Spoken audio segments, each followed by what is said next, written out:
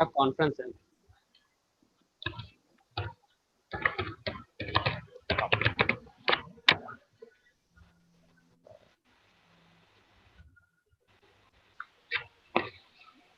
Is up to me, Amay, or will you start up certain things? Very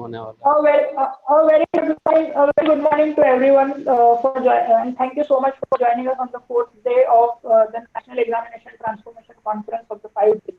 Today we are on the fourth day and all the past 3 days were very exciting. We have people attending numbers of over 10,000. And I hand over to Professor Raghavendra sir, who will be telling us about what we will be learning today on the day and what will our agenda will be. So that's from my side. I'm Amay Agrawal from SkillSlate Foundation. I hand over to Professor Raghavendra sir to guide us further for our event today. Over to you, Raghavendra. Thank you so much. Thank you, Amay Agrawal. It's a pleasant and a very warm welcome to all my social YouTube audience. Pleasure to have you on the day 4. We have a very excitement topics for the day and even for tomorrow. Before getting into the topic, we would definitely like to inform you that this is a conference on next 2020 is a national level examinations transformation, proudly to discuss about on the examinations and its assessment and even about transformation of its own kind, a very different kind of a conference only discussing about the examinations and its assessment after the fallout of NEP 2020. So having said this, okay, today's topic is all about qualities of good examinations. At the same time, we have examination on demand. So how these two topics will bound to carry, we're going to have a lot of impact in the national level. There are eminent people who are going to discuss about all these things. We have Gurendra Bharadwaj sir as the session chair for the day. Is going to summate how all the speakers which they talk about their mind. We have Dr. Shahanshah Haider Abdi, Control of Examinations from BBD NIITM from Lucknow, Uttar Pradesh. He's going to discuss about, he's going to definitely open up his thoughts on this particular subject. Pretty sure that his versatile experience will definitely come into the picture. He is a control of examinations. He's a director and a physicist by nature. He contributes to the extensively on the academic side, so that we are eager to know or hear from his end. And we have Dr. Joglekar, Pune, Deputy Controller of Examinations from MIT-WPU University. A versatile person, very dynamic in nature. Having said this, that he is so keen and very clear in the administration part of examinations. He will definitely look upon about definitely going to share his thoughts on quality of examinations, how differently or people would look into it. And we have a third speaker, Dr. Bhagyashekar sir, Principal of HKBK College of Engineering, Bengaluru. He is also very dynamic in nature, been handling a lot and lakhs together of students across, being the chief superintendent of examinations for the affiliated university, technological university, and many other universities that he's already been into this platform or in examination platforms. He understands what could be the good qualities of the examination. So we are also eagerly would like to know his thoughts of this, what should be the good qualities of examinations. Said this, there are 3 major views of qualities of examinations. One from the student's perspective, second from the faculty's perspective, third being the administrative perspective. So we have an eminent person, Dr. Gurendranath Bharadwaj, who is a control of examinations from NIIT University, Rajasthan, Nirmana. So he is going to summate what should be the quality of a good examination, so that it will be going to take it up. Ladies and gentlemen, I welcome you to this August gathering, and will definitely look upon from your thoughts. Before getting in the topic, I definitely would like to give a little information that I would like to take a blessing from our patron, Honorable Dr. Vishwanath D. Karad sir, Professor Rahul V. Karad sir, and Y. Raja Reddy sir for gracing this platform and giving an opportunity to host the conference. And I also invite and thankful for the organizing committee, Dr. Janardhan Shetty, Professor Maya Salimat, and Amay Agrawal being a digital partner in association with this conference. With this, I will summate over here, and I'll give a baton to the Dr. Mahesh Gaikwad sir. I request you to brief out the first speaker's bio, so that we will get on to the topic. Thank you, and over to you, Mahesh. Thank you, sir. A very good morning to all of you. I respected academicians and COEs all over India. On behalf of COE India and SkillSlate, I welcome you all for the national level e-conference next 2020 organized by COE India and SkillSlate in association with MIT World Peace University and RR Institute of Advanced Studies. Today's topic for discussion in this first session of the day is qualities of good examination. Now, I would like to introduce our first speaker of the day, Dr. Shahenshah Haider Abdi, COE Babu Banarasi Das National Institute of Technology and Management, Lucknow, Uttar Pradesh. Dr. S.H. Abdi has held academic positions as Director, BBD NITM Lucknow, Principal Dr. Rizvi Degree College Karvi, Allahabad, and Associate Dean UG Dr. APJ Abdul Kalam Technical University, Lucknow. He also served as Controller, that is Admission and Examination, BBD NITM Lucknow for 9 years. Currently, he is a member of Central Exam Committee, Head Alumni Relations, BBD Educational Group, Officer in Charge Admission in BBD NITM Lucknow, along with Professor of Physics. He worked as member of Board of Studies and RDC of UP Technical University and BBD University, Lucknow. He has been involved in teaching for last 25 years. He has also published 44 research papers and articles in reputed journals. He has evolved in examination related committees of Purvanchal University and Gautam Buddha Technical University or UP Technical University and Dr. APJ Abdul Kalam Technical University, Lucknow. On behalf of COE India and SkillSlate, I welcome you, sir.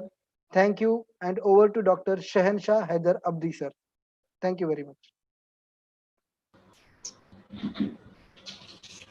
It's great honor to be with you all today. A warm, a very warm good morning to Professor Raghavendran, all these members of organizing committee and fellow speakers. I am grateful to Dr. Raghavendran who provide us an opportunity to share my views on next 2020, and I also want to appreciate Professor Dr. Raghavendran for his initiative to form COE of India, which bring us on a same platform, and only due to Professor Raghavendran I'm able to be with you and to listen you people. The topic of today's discussion is qualities of good examination. More or less, I can say that qualities of good assessment. So, what are the things what I'm going to discuss with you is general qualities of good assessment. You know, examination patterns are going to be changed so much as we have earlier given examination. So general qualities of examination, assessment strategy for outcome-based education, improving structure and quality of assessment, assessment planning, assessing higher order abilities and professional skills, and open book examination.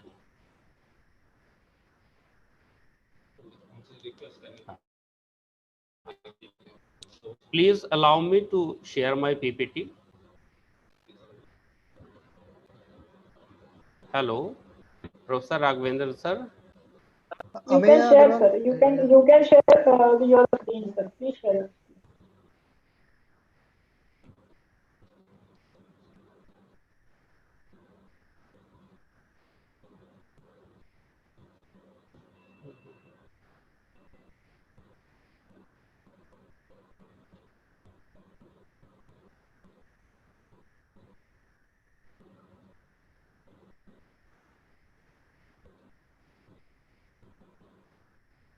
So as my topic is qualities of good education. Our table of contact is general qualities of good assessment, assessment strategy for outcome-based education, improving structure and quality of assessment, assessment planning, assessing higher order abilities and professional skill, and open book examination. Basically, the globalization of world economy and higher education are driving profound changes in our educational system. Examination of a student play a very important role in deciding the quality of education. The academic quality of examination means question paper in India has been a matter of concern for a long time. The question paper that requires simple memory recall will not ensure the deep and meaningful learning. High expectation for learning motivate the student to rise to the occasion. The assessment or examination must have those high expectations to ensure the learners is motivated to attain them. Now, the general qualities of good examination. When level of question matches the level of student learning. A good assessment gives a student to think critically, synthesis knowledge in new way, and further developing their thinking. A good assessment should provide diagnostic feedback, help educators to see standards, evaluate progress, and motivate performance. A good paper should balance at all cognitive levels. A good examination must cover a well-defined scope and certain skill. It should be free from any type of error. Now, as we know that the examination is basically under the light of Bloom taxonomy and under the new education policy. So my topic is assessment strategy for outcome-based education. Graduate attributes articulate the general abilities to be looked for a graduate of any UG degree program. They form program outcomes that reflect skill, knowledge, and abilities of graduate regardless of the field of the study. In outcome-based education, a design-down process is employed which moves from program outcomes to course outcome and outcomes for individual learning experiences. Outcome at each successive level need to be aligned with and contribute to program outcomes. In the assessment activities, students demonstrate their level of achievement of course learning outcomes. For the effectiveness of program, the achievement of program outcomes is crucial, which needs to be proven through accurate and reliable assessments. Now, how to improve structure? Improving structure and quality of assessment. For improving the structure and quality of assessment in our program, following points need to be remembered. For improvement in the structure and quality of assessment. One, in Indian education system, written examination plays a major role in assessment and learning and awarding the grade to the student. Universities and college give highest weightage to the outcomes of examination in overall grading. Question raising examination play an important role in defining the level of learning the student is expected to achieve in course and in the program. Since assessment drives learning, the design of question paper need beyond the mere test of memory recall. They also need to be test higher order ability and skills. Written examination assess a very limited range of outcomes and cognitive level. A wide range of assessment method, for example, term paper, open-ended problem solving, assignment, lab project, rubrics, portfolios, etc. need to be employed to ensure that assessment method match with learning outcome. Now, what is assessment plan? Using Bloom taxonomy framework in planning and designing of assessment of a student following points need to be considered. Normally, the first three learning levels, remembering, understanding, and applying, and up to some extent, the fourth level, analyzing, are assessed in continuous internal evaluation and end semester examination, where students are given limited amount of time. The abilities, analysis, evaluation, and creation can be assessed in extended coursework or in variety of student work like course project, mini minor project, internship experience, final year project, etc. Before adopting this framework for reform in examination section of university or institution, it is worthwhile to study the present pattern of assessment, each of course in program, to gain insight about alignment of assessment question with course learning outcome. Whether the learning outcomes are tested, sometimes some learning outcomes are over tested at the expense of the other, which may not be tested at all. Overall weightage in assessment to each Bloom learning level.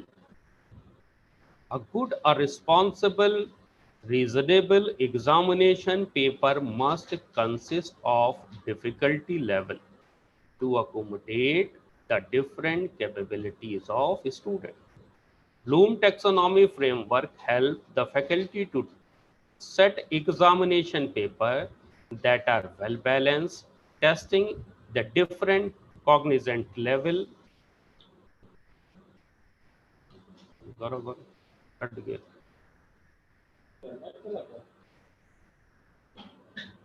you are audible. You can go. Testing the different cognizant level without a tilt towards a tough or easy paper perception.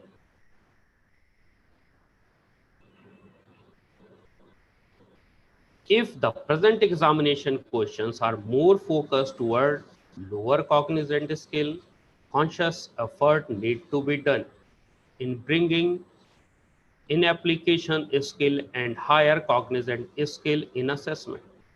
The point to be noted is it is recommended that it is recommended that institution or university upper limit need to be arrived for lower order skill, that is for example not more than 40% weightage of knowledge oriented question. It is important to note that as nature of every course is different, weightage for different cognitive level in question paper can also vary from course to course. Now, assessing higher order abilities and professional skills. Sorry. In the 21st century, professional skills, also known as soft skill, generic skill, transferable skill, have emerged as important attribute of graduate. Studies shows that industry around the world value these abilities more than the disciplinary knowledge.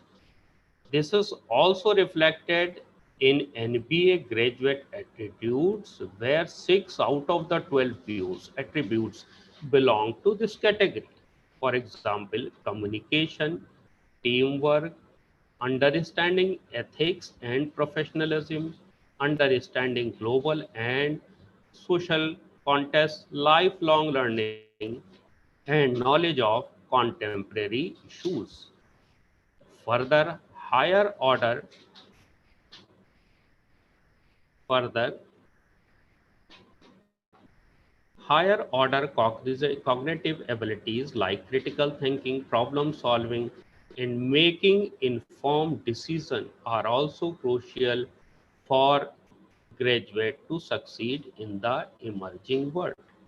Though employer consider these professional skill and higher abilities as important, our students are weak in them.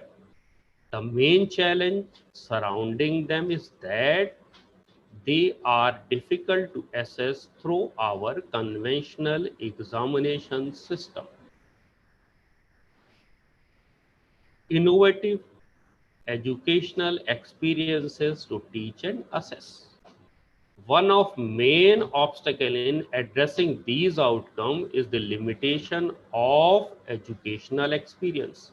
We create within our engineering programs, most of the coursework in our program are oriented towards the teaching technical knowledge and skill. Hence, assessment is limited to those abilities. However, acquiring the professional outcome may not result simply from participation in a particular class or set of classes. Rather than outcomes are more often acquired through source both in and outside the classroom. To address these challenges, comprehensive reforms need in a way to design our curriculum, student learning experiences, and assessment. Worldwide, several attempts are being made to address these challenges.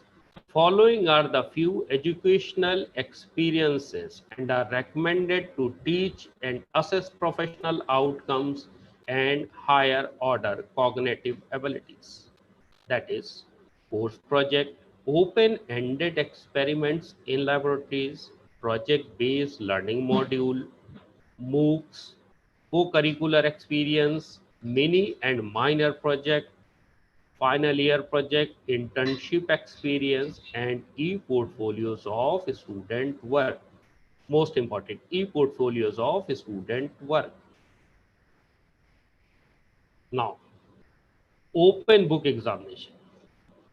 The traditional written examination have significant weakness that they tended to encourage rote level and more superficial application of knowledge.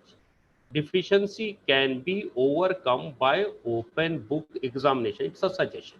Open book examination is similar to time constraint written examination, but in a way that allows a student to refer either class notes, textbook, or approved material while answering the question. They are particularly used to want to test the skill in application, analysis, and evaluation. That is higher level Bloom taxonomy. However, in a program, the courses or curriculum are best suited to an open book examination are to be carefully chosen.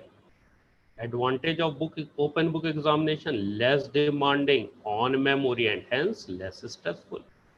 Question can be emphasized more on problem solving, application of knowledge, and higher order thinking rather than simple recall of facts. Assessment questions can be reflected real life situation that recall, comprehension, information retrieval, synthesizing skill of student solving. Design of a good open book is another suggestion. Set questions that require student to do things with information available to them rather than to merely locate the correct information and then summarize or rewrite it. Question in an open book exam must take advantage to formulate and give weightage to application of knowledge, critical thinking, and use of resources for solving a real complex engineering problem. As the nature of question is complex, it is to be ensured that the student get enough time. Open book tests can be structured according to syllabus and content rather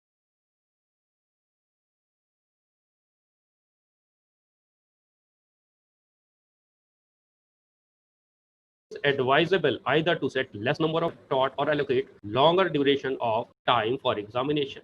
Thank you. Thank you so much. Thank you, sir. Thank you very much. Our next speaker of the day is Dr. Joglekar. Deputy Controller of Examinations, MIT World Peace University, Pune, Maharashtra. I would like to mention that Dr. Joglekar is a member of Organizing Committee of Next 2020. Dr. Joglekar has completed PhD in Electrical Engineering from Savitribai Phule Pune University in January 2016. His topic of research was a novel power grid restoration scheme using active generalized unified power flow controller. Dr. Joglekar has 15 years of experience in the field of education. During these years, he has held various academic positions as thank you बेटा. assistant and associate professor. अब मैं इसमें लगा He दूं, is, तुम्हारा ये हटा दूं. he is serving MIT World Peace University as Deputy Controller of Examinations since, since the year 2017. He has awarded Ideal Teacher Award by Maharashtra Academy of Engineering and Educational Research, MAIR, on 6 September 2016. He is approved postgraduate teacher of electrical engineering under Faculty of Engineering in Savitribai Phule Pune University. His area of interest is examination management system, microgrid operation and control, grid restoration analysis, modeling and design of power system, Icelanding with microgrid. He has published more than 10 research papers and 2 book chapters in various reputed national and international journals and books. Dr. Joglekar was involved in consultancy and funded projects which includes design of smart energy monitoring and management system for mobile towers, Indus towers in the year 2017.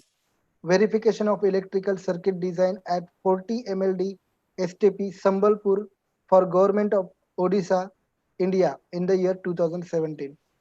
Dr. Joglekar was member of Board of Studies for Electrical and Electronics Engineering, MIT World Peace University. He has also worked as member of Staff Selection Committee for Pune University and MIT ADT University and member of Local Inquiry Committee for Pune University. On behalf of COE India and SkillSlate, I welcome you, sir. Thank you, and over to Dr. Jayesh Joglekar, sir. Thank you, Dr. Mahesh, for this wonderful introduction. Thank you, sir. Dear participants, now I want to present my session on qualities of good examination, along with or in continuation with Dr. S.H. Adibi sir, along with this OBE and it is as a tool for quality examination. I'm sharing my screen. Is it visible? Not yet visible, sir. Just a minute.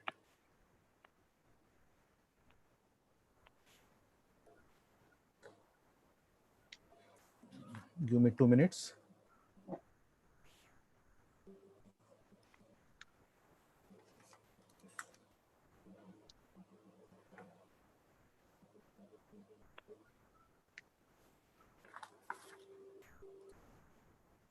Is it visible now? Yes, Yes, Yes, sir. sir. It is visible now. yes, sir. Just a minute. I request everyone else to please turn off their audio. Thank you. Yeah, I'm going to present my session on qualities of examination in continuation with S.H. Adibi sir, and I'm considering the OBE as a tool for good examination.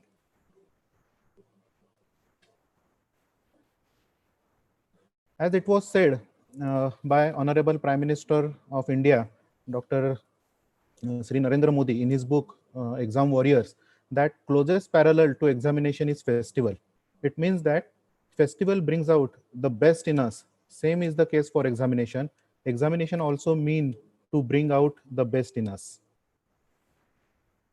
The qualities of good examination always start with the curriculum design, and outcome-based education always plays a very important vital role in such case. So while designing the curriculum in the system, we have to consider the Bloom taxonomy, as Dr. S.H. Adibi sir said already. And we have to consider the key points in this Bloom taxonomy for curriculum design, such as it should contain the problem solving, it should have a importance of communication, it should increase the communication skill and presentation skill in the student. Student must start doing the or formulate the problem by their own. Their working concept should be increased. Then identify for the research area should be identified with by the student. And there are some other ways by which they can learn the concept rather than the rote learning. There was a famous saying by Brown and others that if you want to change the student learning, then change the method of assessment. So to change the assessment or to convert the assessment into good assessment, what we have to do is we have to understand why we are taking the examination. There are three reasons for which we are considering the examination or taking the examination. One is the examination for learning.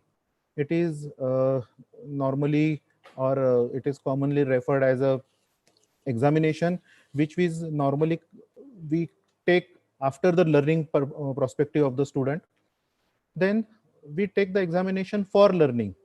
It is a formative assessment which is normally considered, and this assessment we consider after the learning or to represent the learning. And the third part is as a examination as a learning. So this type of examination is normally taken to find out or the increase the adaptability of study or the skills in the student. So these are the main three we take the examination. Now, as I said earlier, that quality of a good examination always start with the curriculum design. So these are interdependent blocks with each other. That is, curriculum design is having an impact on assessment. Assessment is having an impact on evaluation. Feedback of evaluation has an impact on curriculum design, and so on. So it's a closed loop system, and in this closed loop system, obviously, if you want to change the quality of assessment or the improve the examination quality, then definitely you have to start changing the roots. That is a curriculum design. There are four main objectives for examination. One is build, that is nothing but building the ability to acquire knowledge or skills in the student. Second is about the attainment. It should ensure the attainment of graduate attributes. Third one is the improve. It is nothing but the improve of student learning or student skills. And fourth one is a foster. It is nothing but the way by which you enhance the skill inside the student, and learning objectives of this entire curriculum should be embedded inside the student. The quality assessment has certain rubrics, and those rubrics depend upon the effective grading system or effective schemes which are embedded inside the curriculum. Now, when we are trying to design a assessment rubrics, or if you want to try to design the quality examination system, then these rubrics should be addressed. Those are effective grading, or the system should be for the larger group rather than for a typical or for a smaller amount of student. So effective grading for the larger group should be embedded inside the assessment entire structure. Then why we are taking the assessment and what the student are going to learn from that assessment should be clearly mentioned so that the assessment will be more effective. The effectiveness of the assessment is also enhanced by the consistency, transparency, and fairness in the whatever the assessment or evaluation which you are doing, because based on that only student have more faith, more trust on your assessment system, and definitely it will increase the quality of assessment. Then your examination pattern or examination system should have increased objectivity and should reduce the subjectivity. So the examination which taken for a particular rubrics, or we can say to fulfill the particular outcome, should have a more objective oriented one, and the subjective part, that is a lengthy subjective part, should be reduced. Then there should be some tools so that student grading should be improved in a proper way by understanding the concept, understanding the skill, or improving the skill only they can improve the grades. And the entire evaluation scheme should be known to the student, and that much fairness or that much transparency should be there in your assessment system. Now the quality examination system has a two main part. These two main part are merged each other with the help of the assessment system or the rubrics of assessment system, and whatever the understanding of the curriculum and whatever the program outcomes from that. So quality examination system objective mainly focus on the learning objective based on the education framework. So these learning objective has to be discussed or has to be declared at the time of curriculum design only, so that the student at the start should know at the end what they are going to learn and what the outcome of the assessment or about the outcome of that particular syllabus would be. Then the program education objective, that is PEO, should be attainment of that PEOs should be there in the entire examination system or whatever the paper which you are setting in the for that particular course. Similarly, PLOs, that is program learning outcomes, and CLOs, that is course learning outcomes, are also major objectives to be fulfilled during this quality examination system. So if you want to design a quality examination system, then definitely these CLOs and PLOs are to be designed, to be discussed, and with the good feedback, it has to be improved with the periodical meetings or periodical consultation or along with the industrial expert or outside education expert. We have to improve those, and definitely based on that only you can develop your quality. There are several tools by which you can improve the uh, quality of the examination system, but due to the time constraint, I am considering only one, that is about the paper setting. Paper setting for the quality improvement of the examination system should be set in such a way that it should not be having a more words. It should not generate a ambiguity in the minds of student that what the actual question is. It should be clearly defined question paper. It should be balanced one, and that balancing should be there, that the student who is having less ability to understand or less ability to learn should also can solve that paper with his own space.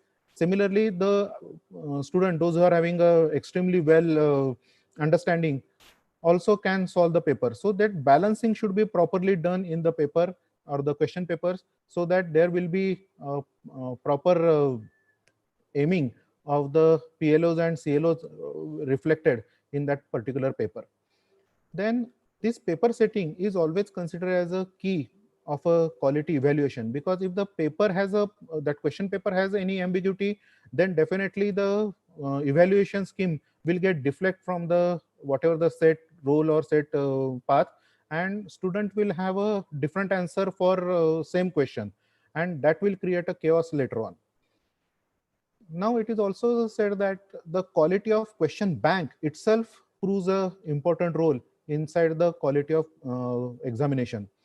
Now there are two different ways of thinking that whether should be entire examination should be a question paper bank base, or should be there should be some part of paper setting also.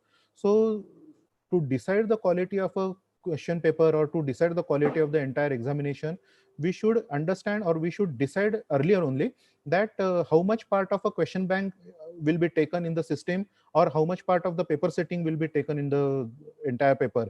So that combination could be 60% or 40% or 30% plus 70%, and like that, depending upon your PLOs and CLOs will define. The major part or the key part in this entire question paper setting is about the auditing. The auditing of the question paper from the external agency plays a vital role for improving the quality of question paper, not only question paper, the question bank also, and not only question bank, for the entire the quality of the examination. So third party auditing from the external agency, maybe a industry person or maybe a reputed other educational institute, you can call the expert and they can audit the question paper or they can audit the question bank, and based on their feedback the improvement could be there, and based on that the quality of the question paper, question bank, and quality of the entire examination system could be improved. To summarize my presentation, the first part of a quality of the examination is mainly depend upon the quality of education. The quality of education depend on the quality of syllabus which you are designing, and not only the designing, the implementation of the same, which are closely related with each other. So there are certain examples where the syllabus is very good, very high quality syllabus is there, but implementation was poor. So obviously the evaluation and examination pattern will get deteriorated from their set path. Whereas at some time the quality of the syllabus is not so good, PLOs and CLOs are not that way clearly mentioned, but they implemented in such a way that their reflection in the examination are so well defined that the quality of examination will be automatically improved very well. Now, the quality of the examination is also mostly based on the outcome-based assessment or OBE, because when you are considering the OBE, then and then only you can seeding or you can put a seed of a good quality examination in that OBE, and based on that only the fruits of good examination will be available. If you want to clearly, if the learning outcomes are clearly written, then assessment is very fairly can be done, and it is very easy for the assessment based on the CLOs and PLOs as I mentioned earlier. Now, the next part or the next point is more important nowadays, that is about the modality of the examination. Now, due to the unforeseen situation like corona pandemic, the modality of the examination is suddenly get changed from the whatever the design one, because now since the student are not able to come to a campus, then online examination, open book examination, or examination by taking the oral viva OC, all that modalities come into picture, and that we have to define in such a way that it will not deteriorate the entire examination quality of your system. And based on that only we have to find 30% we have to take oral, or 80% we have to take MCQ based question, or 30% maybe in a different format. So that modality plays a very important role. As I mentioned earlier, that entire quality circle or a quality assessment of the examination system is based on the feedback. Now, this feedback could be from a different point. One is a feedback from the student, those who are getting assessed. Second is from the teachers, those are taking the assessment. And third one is from the exam department also. Because how the examination is getting conducted for the student, that exam department or the controller of examination play a vital role in that. He decides the way by which the question will be transferred to the student. So paper setter, the executor, that is the controller of examination, and the student who are taking the examination, the feedback of all these three plays a very, very important role for the quality examination. With this, I conclude my session. If you have any question, you can contact me on my email address. Thank you. Thank you very much. Thank you, sir.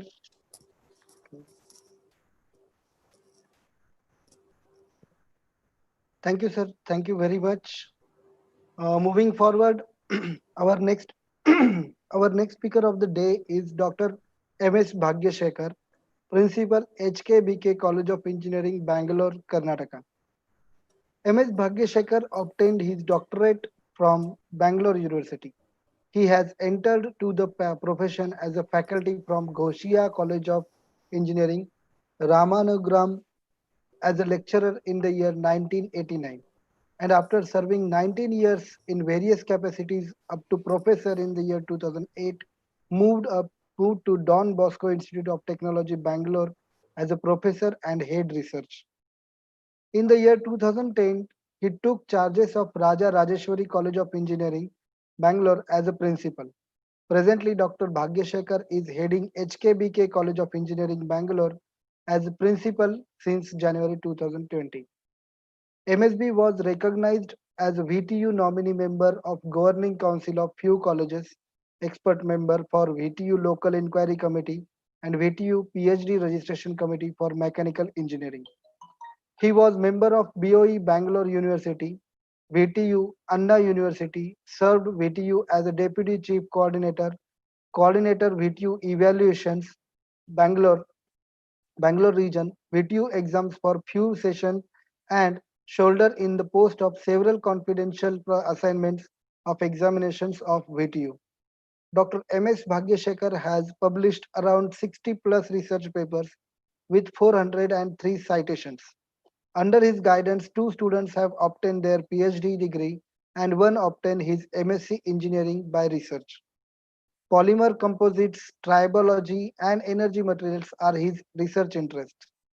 Mr. M.S. Bhagyashekar has contributed to his institutions or department to get the tag accredited.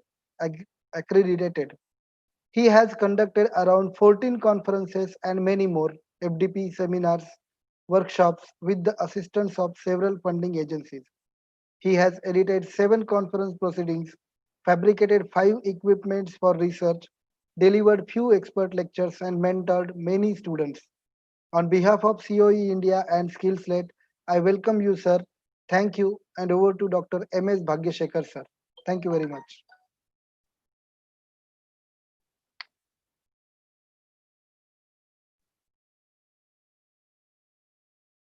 Dr. Bhagyashekar.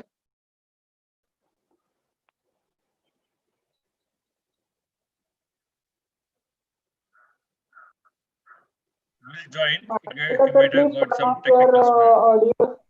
Bhagyashekar sir, I request you to please turn on your audio and video.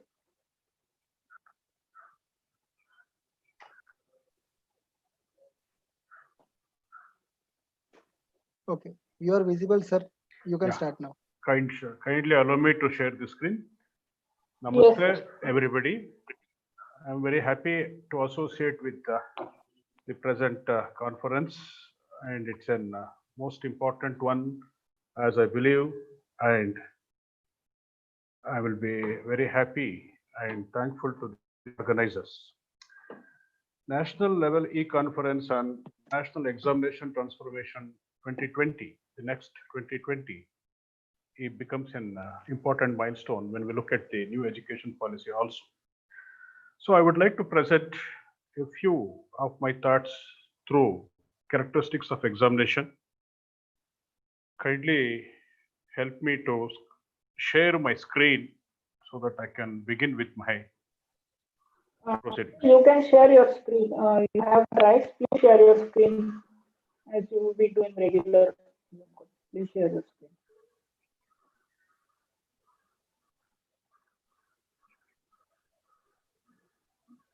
Yes, Yes, it is please. visible, sir. Yeah, 1 second. Yeah.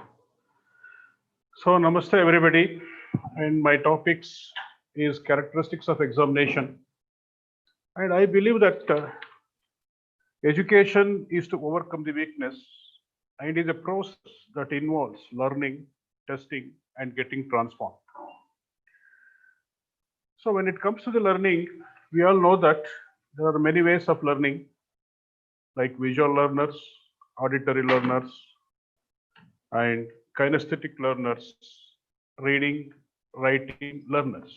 And a good example for many learning schemes, we are all graduated and we had a particular type of learning in the campus, maybe through books, maybe by hands-on session in the laboratories.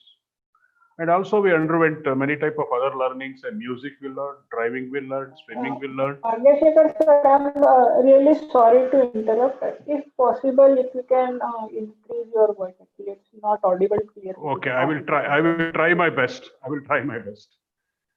So we Yeah, have, if possible, a little louder. Thank you, sir. yeah, we had a lot of experience of learning also by maybe by going with the driving, swimming, etc. And all those things has made us to learn many things.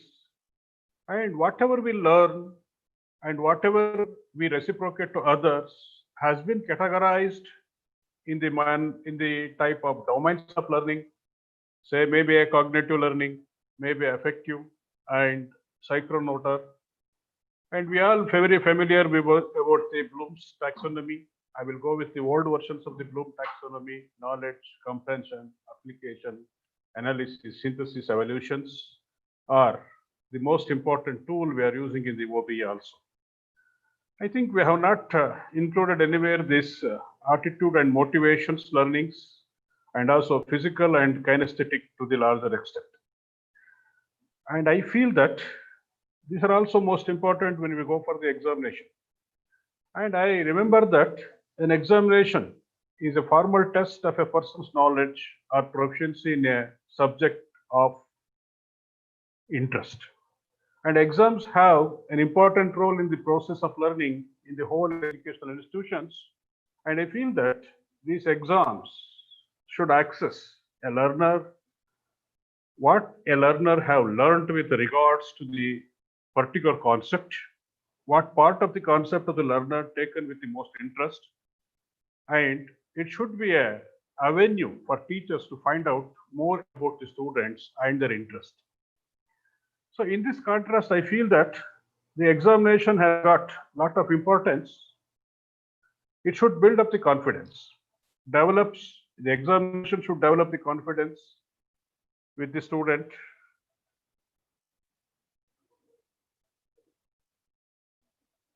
And improves personality and motivates for hard-working manner. And it should be able to give the higher marks when a student scores the better. And it should be able to impart the happiness when along with the confidence level. And the examination should also boost up the enthusiasm of competition. An exam is a type of healthy competition for providing more knowledge and skill. Students, as they participate in the competition, should prove themselves better than other students by building strategy for studying and hence to improve their writing and other skills. And also, I believe that it should be able to allow a student for the self-analysis of his own skill. The exam should evaluate the student's ability of learning and supports for his self-improvement also. It should give some achievements. The exam recognizes the knowledge of a student when award or certificate is initiated, and the student and his parent should make this as a proud moment of their achievements. And coming to the learning, exam should prompt a student to acquire patience, discipline, leadership, and imparts to develop thinking, linking, and inking. And it should be able to make a student a good decision maker. And also, these exams should be a gateway to become identified as a scholar and opportunity for further studies with scholarship, etc. And I believe that skill is the most important to an examiner or an instructor than the ability to analyze, appraise, and judge the student performance, for which I believe that the exam should have some characteristics like reliability, validity, usability, objectivity, comprehensiveness, discrimination. Say, coming to the readability, it is the degree to which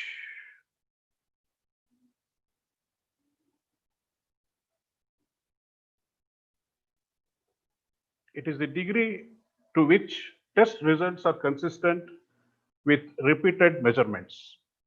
Say, a test should be designed in such a manner that when a student takes a test today, he will get a score. When he takes the same test after a few days, it should be able to give the score, but the score will be definitely improved because the student has prepared more now. But consistency should be available within the marks, whatever the scoring they are going to get. And the improvement in the score will be definitely there. And the consistency rates the members of a group in a certain rank order also. The reliability is probably most important requirement of any examination, which will measure the results consistently. Then the second one is validity. It is the extent to which a test measures what it is supposed to measure. Say here, when we speak about the course objectives, I believe that the course objectives now we speak as in the CO 1, 2, 3, 4, etc. And we also align it to the Bloom's taxonomy. One maybe for the requirement like remembering, understanding, applying, analysis, evaluation, and creation. Unfortunately, when we look at the question papers, nothing we are going to mention about this Bloom's taxonomy. That means the objectives of the course and also the linking it to the our learning methods like remembering is not, or with the analysis is not synchronized. So I feel that the course objective or the concept of the studies what we are going to do, depending upon the subject, should be justified with our examination systems also. So in the university level right now, we put up to 20 will be the maximum marks for one question. We have some 2, 3, 4 sub questions, and the question will be evaluate or analyze dash dash dash. Maybe a machine part, maybe a building, maybe a reaction, maybe a disease or something. When we go for evaluate or analysis, this object is not mentioned in the CO also, and the marks whatever we are going to give 20 or something or 10 or 5 or something, the rubrics what we are going to adapt, I feel that it is not a valid one in the present situation.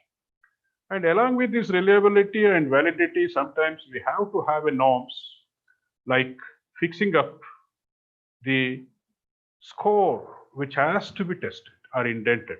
The scores obtained by this are basically very much important. Next, I feel that usability, which is a functionality of the test, is also a most important one, in which written test is easy to give if it is printed in a type size letter enough for the students to read easily. The wording of both the directions for taking the test and of the test items themselves needs to be clear and concise. Graphics, charts, and illustrations which are appropriate to the test times must be clearly drawn, and the test should be easily graded. So when it comes to this usability, and I felt something when I took a competitive exam, when I studied in my MK system, and when I went to a competition examination, I had the question paper in CGS system. And the tables, etc., whatever they have supplied was in MK system. Question was in CGS system, MK system was the table they have supplied, I have studied in that. So this ambiguity or usability, what I say, should be very clear when we go for the examination pattern in the university or in the any competition level. Then the objectivity, which describes the singleness of scoring of a test. It does not reflect on the basis of a person who grades the test. This is very much important. We know that our teaching instructors or the teachers or the professors with varying experiences from 0 years to the 30 or 40 years, while they are evaluating, when they are grading the paper, when they are grading the answers, they will go with their experience, their ability. I feel their experience and ability will never match with the student's experience, the explorations and his achievements. So I feel that the teacher should have a skill rather than the ability to evaluate. So I feel this is very much important when we look at the objectivity also. Then the comprehensiveness is the degree to which a test measures the overall objectives.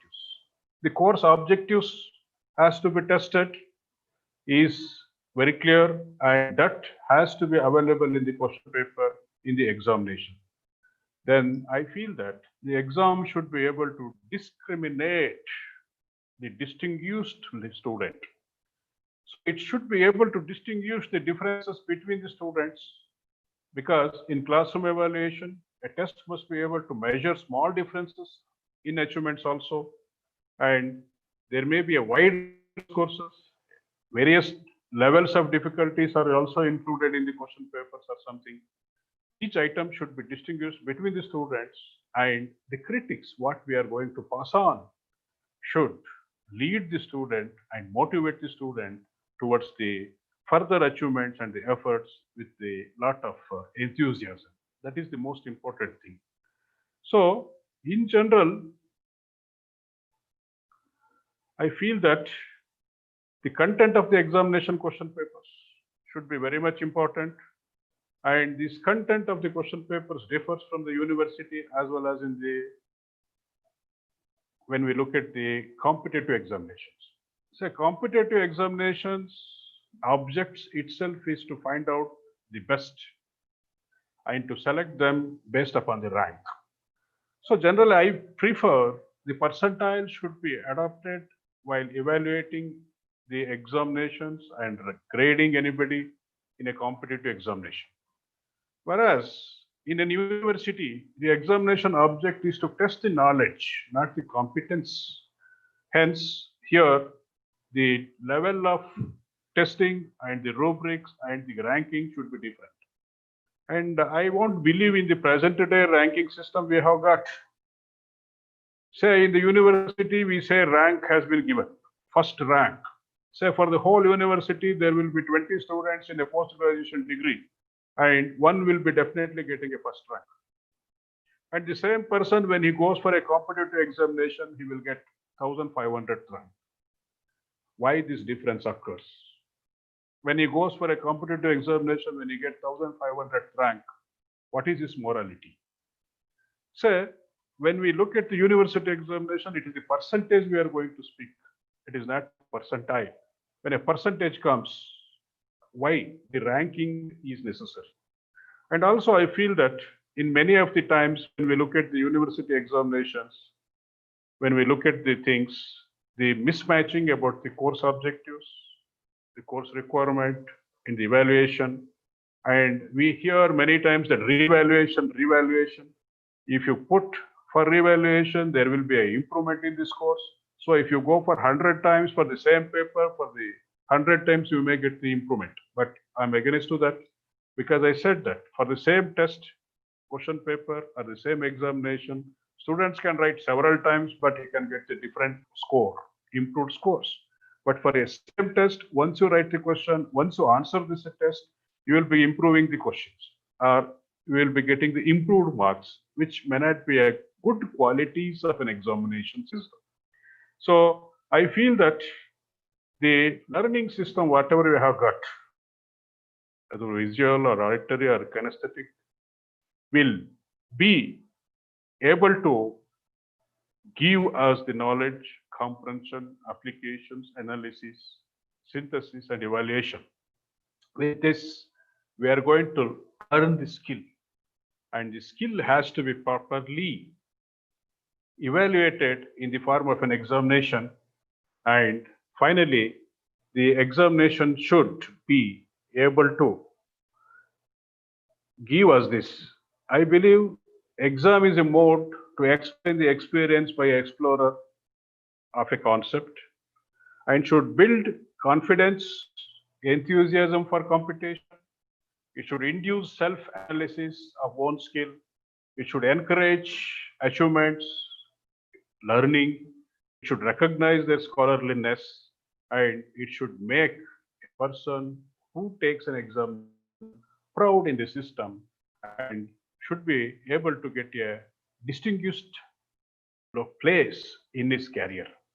So I believe that the OBE, the COs, the POs, the accreditation, the Washington Accord, dash. So many things we speak, but we're unable to align that properly, especially the university examinations and the competitive examination. And what all the COs, POs, etc. we are going to define, and whatever that we are going to do should be able to give us in a better understanding so that examination and a learning in a real sense can be a festival like our Prime Minister wants. Thank you very much. If any questions, kindly mail to me. Let me try my best. Thank you very much. Thank you, sir. Thank you very much. Now, I would like to introduce the chairperson of this session, Dr. Gurendranath Bharadwaj, Controller of Examinations, NIIT University, Nirmana, Rajasthan. Dr. Bharadwaj received his PhD titled Role of NABARD in the Development of Rural Non-Farm Sector in Uttar Pradesh. ಬರಕ್ ಹೇಳಿ ಪರವಾಗಿಲ್ಲ. From Department of ಬರಕ್ ಹೇಳಿ, Applied Economics, ಬರೋದಕ್ಕೆ ಹೇಳಿ University of ಒಳಗೆ. Lucknow. Prior to joining NIT University, Dr. Bharadwaj was Associate Professor of Finance at IIM Graduate School of Management, Greater Noida. He has also worked at MIT Business School, Noida, Institute of Productivity and Management, Meerut, and Lucknow University. He has been actively involved in teaching at UG and PG level for more than 20 years. Apart from classroom teaching, Dr. Bharadwaj has conducted MDPs on finance for non-executives, corporate finance, and tax planning for middle level management. He has also gained industrial experience of more than 3 years as internal auditor in a joint stock company, project consultant, and tax consultant in various consultancy firms. He has presented or published more than 100 research papers or case studies in various journals and conferences and of national and international repute. At present, he is working as a professor of economics and controller of examinations at NIT University, Nirmana. He is very popular academic trainer, engaging faculty members on effective teaching, research methodology, case writing, and online education. Dr. Dr. Bharadwaj is also contributing in community-based programs like Unnat Bharat, Swachh Bharat, and Community Connect at Nirmana University. On behalf of COE India and SkillSlate, I welcome you, sir. Thank you, and over to Dr. Gurendranath Bharadwaj, sir. Okay, thank you. Thank you, sir. Am I audible or not? Let Yes, me sir, you are confirm. audible. Okay, thank you. So thank you everyone. I must congratulate all the speakers first, those who have presented in this session. Really it is a challenge as a faculty to make a quality assessment every time. Most of us, we have many courses in a semester or term, and we have to do justice with the student, with ourselves also, and with the institution. So I'll put my views at the end, but I'll take one by one the speaker views which I have summarized. I made a notes, and I'll start from Dr. Sensha. He has rightly said that the assessment should be error-free. This is a very important aspect I could find. He narrated a lot of things like assessment policy, assessment structure, assessment strategy, and he said very well that memory recall is not sufficient. So what should be our criteria of assessment? It should not be based totally on the memory recall. It should lead to critical thinking, he has rightly said, and therefore it should provide diagnostic feedback. He also maintained this thing and said this, that there should be a proper mapping between program outcome, course outcome. Evaluation component mapping may be through the term paper, open book examination, problem solving assignment, and it should be connected with the Bloom taxonomy. It is very, very important because the hierarchy of learning is very important role to play. Now, again, the continuous evaluation versus internal, that external evaluation, it is a very important aspect, how to divide that proportion. So semester end evaluation and continuous evaluation, it is also important. A teacher has to make it. He also narrated cognitive learning. He mentioned 6 attributes which are very, very important. As he rightly said, out of 12, 6 have been included in MBA graduate. Now, the course project, open-ended and experiment-based assessment definitely will be more effective. He has also mentioned product-based learning, MOOCs, mini projects, micro projects, and internships. Now, in many courses, it is very, very important that the student must get knowledge learning out of the class also, something which is not purely academic. So application based, and that is very good. Another important aspect which he has highlighted, I like this, e-portfolio of student work. Now, many of us, we miss this thing. We appreciate our own work. We publish our list of research papers, but hardly we publish students' work. I think it's a good idea. It motivates people, students, to show good work, and at the same time, it also motivates faculty that how they contribute in their continuous evaluation. In this connection, I would like to give you a suggestion which I will give at the later stage, not now. The second speaker, Dr. Jayesh, he also put the emphasis on the open book. Now, open book is very popular, definitely to understand the skills, the analytical ability of a student. But as he rightly said, I quote this word, examination bring the best in us. And therefore, the curriculum design is very, very important. And then another statement which I like the most, if you want to change student learning, change the method of assessment. And therefore, this method of assessment and learning is interdependent, which I should say. He also mentioned reasons of examination, of learning, for learning, and as learning. He also mentioned the objective of examination. What should be the objective of the examination? Like build, attainment, improve, and foster. So it is basically based on the course which we are teaching. These things can vary course to course. He also put a light on the assessment rubrics. The rubrics should be for a larger group. Again, this is very important aspect because most of us we are teaching a larger number, and therefore there are a lot of challenges to make a proper assessment for a larger number of students. And definitely, I'll put my views on that.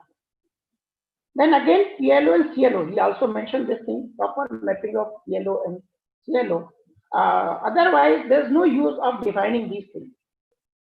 He also mentioned this clarity in the designing of question papers, so there should not be any ambiguity. Quality of evaluation and question bank. He also mentioned the same thing which I was discussing yesterday. Another aspect he has mentioned that what portion of curriculum or syllabus we have to put in a particular assessment. It's a judgment by the course in charge, by the faculty. Now, this is a very critical judgment a faculty has to take most of the time. Then again, he made a very impressive connection. Quality education, curriculum design, and implementation.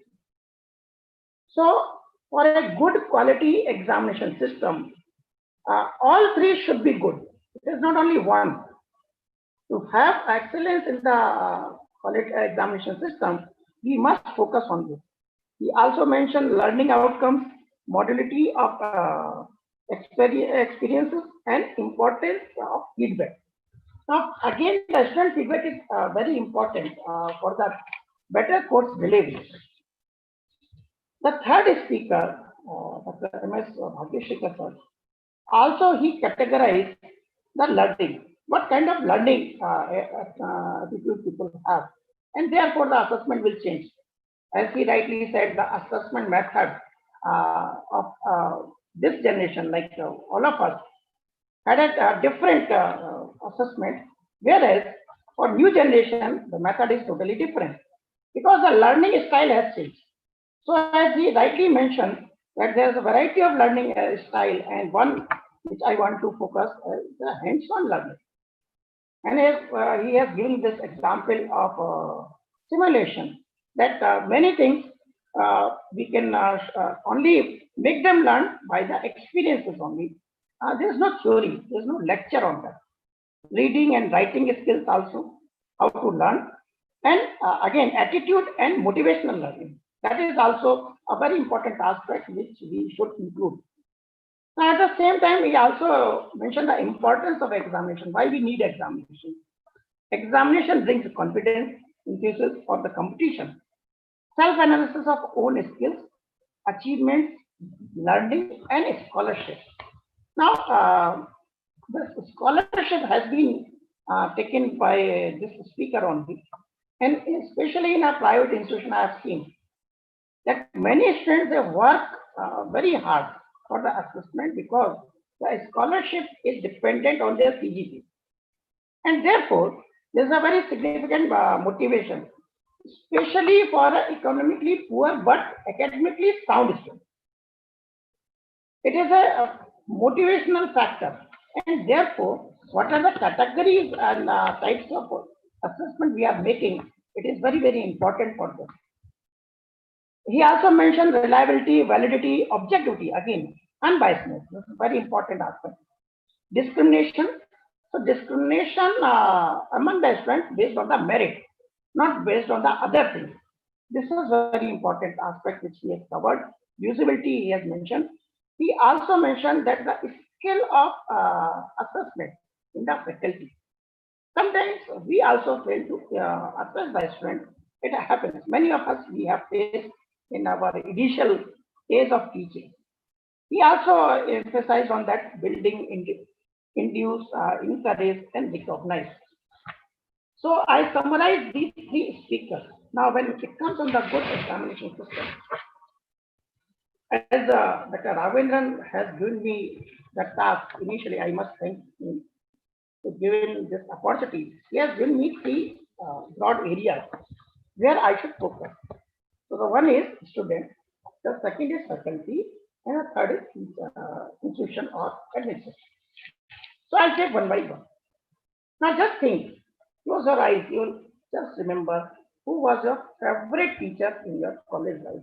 Or then you suddenly find the person who was unbiased, the teacher on whom you are trusting more. And therefore, as a teacher, we should recognize this thing.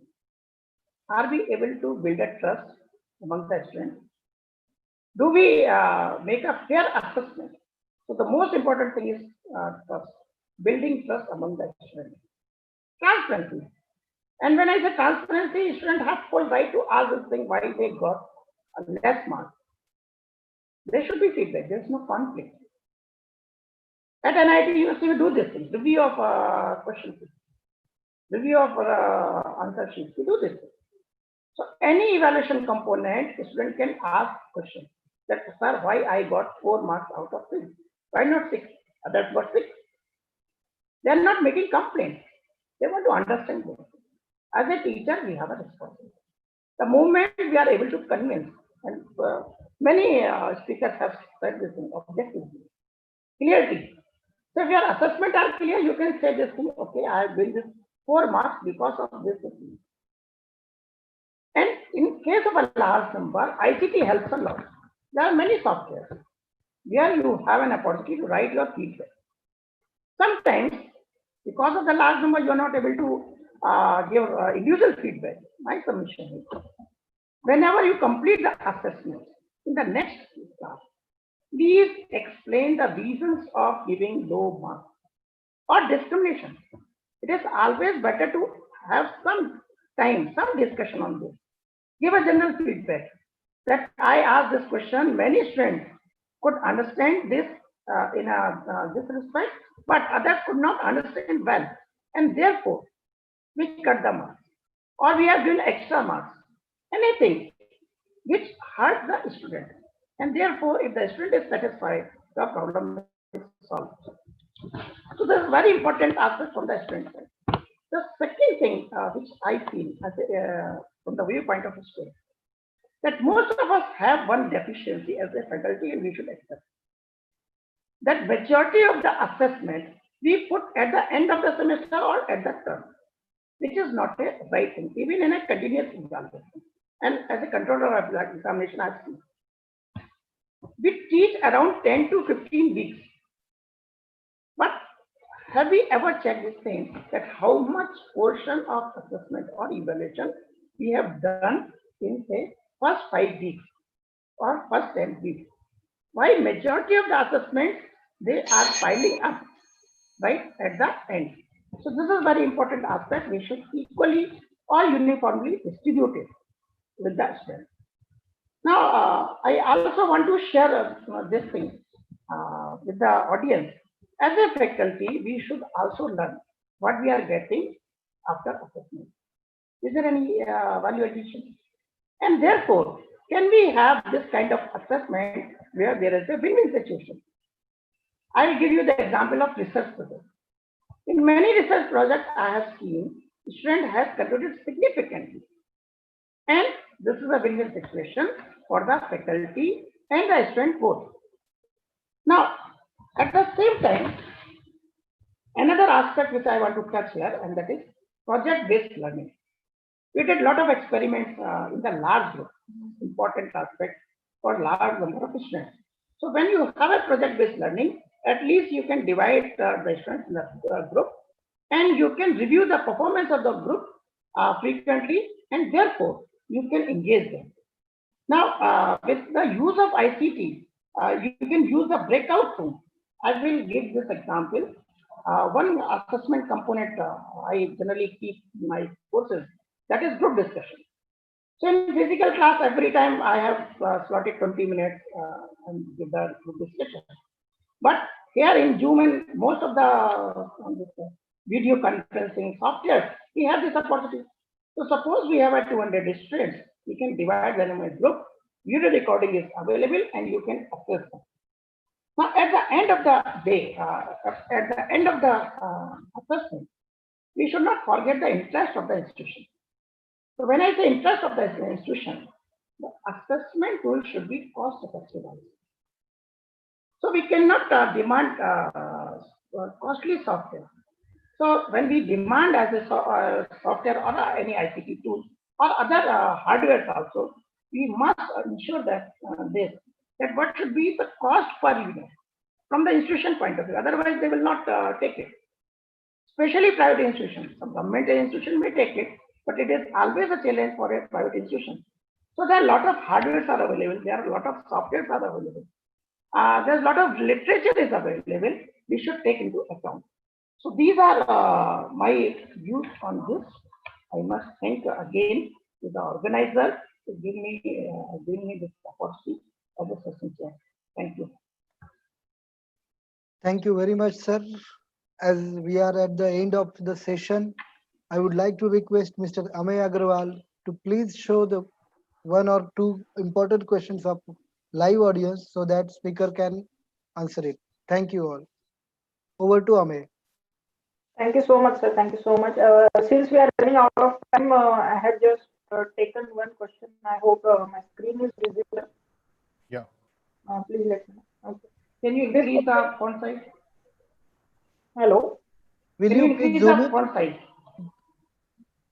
Just zoom it. It's Okay. not readable. Not readable for me. I'm sorry. Okay, I will read it. What are the ways to change the assessment in order to make the Bloom's taxonomy easy, and how it can be effectively implemented for education reforms? Okay. So who will answer, or otherwise I should answer? Okay. Joglekar? So okay, I'm answering.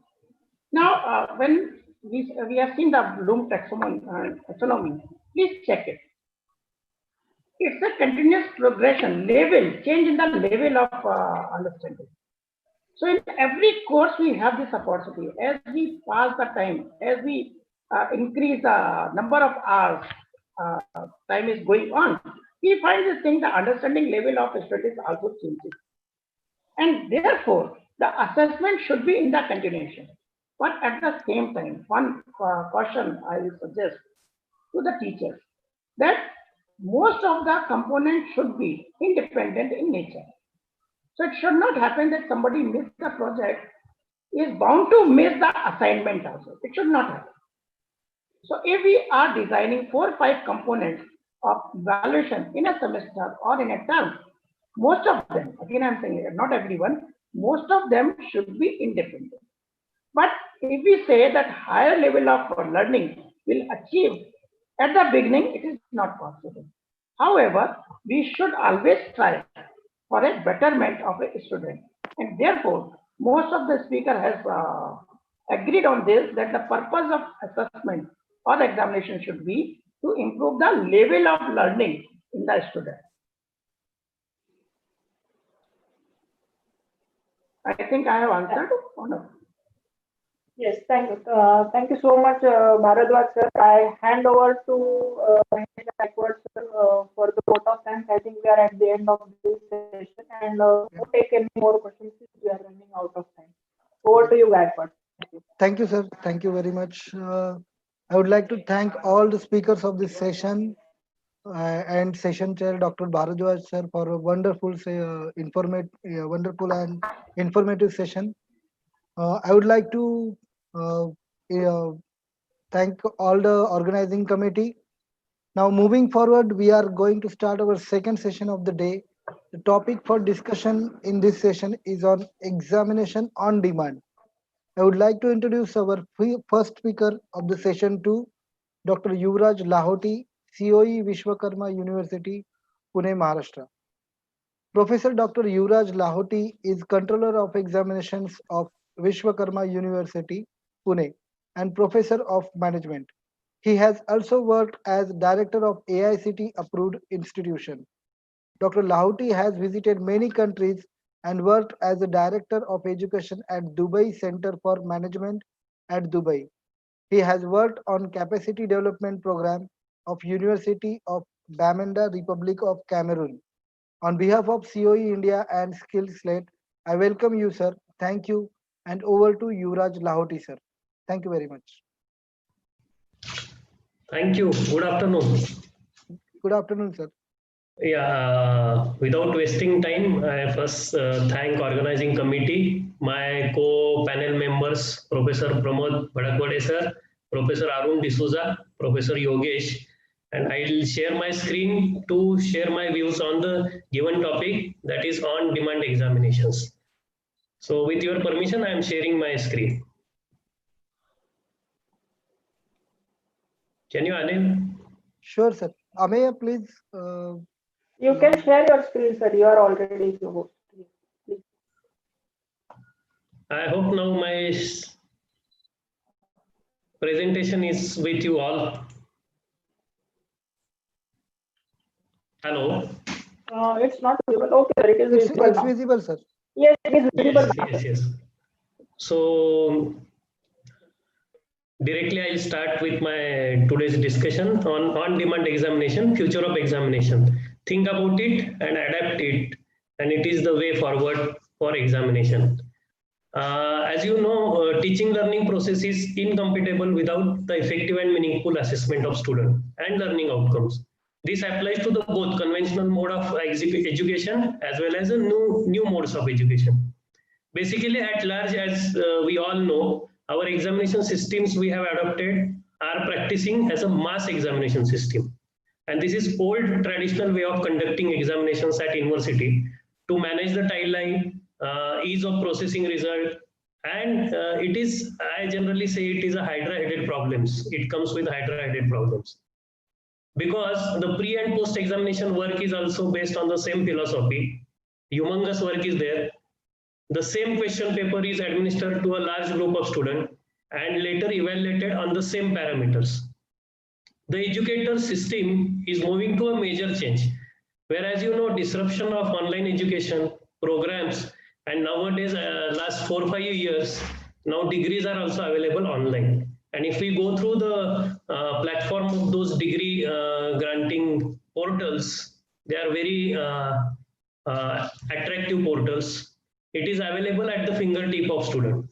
And few years back, nobody was some experts of government level. They used to think about on-demand examination, and nobody was thinking about it.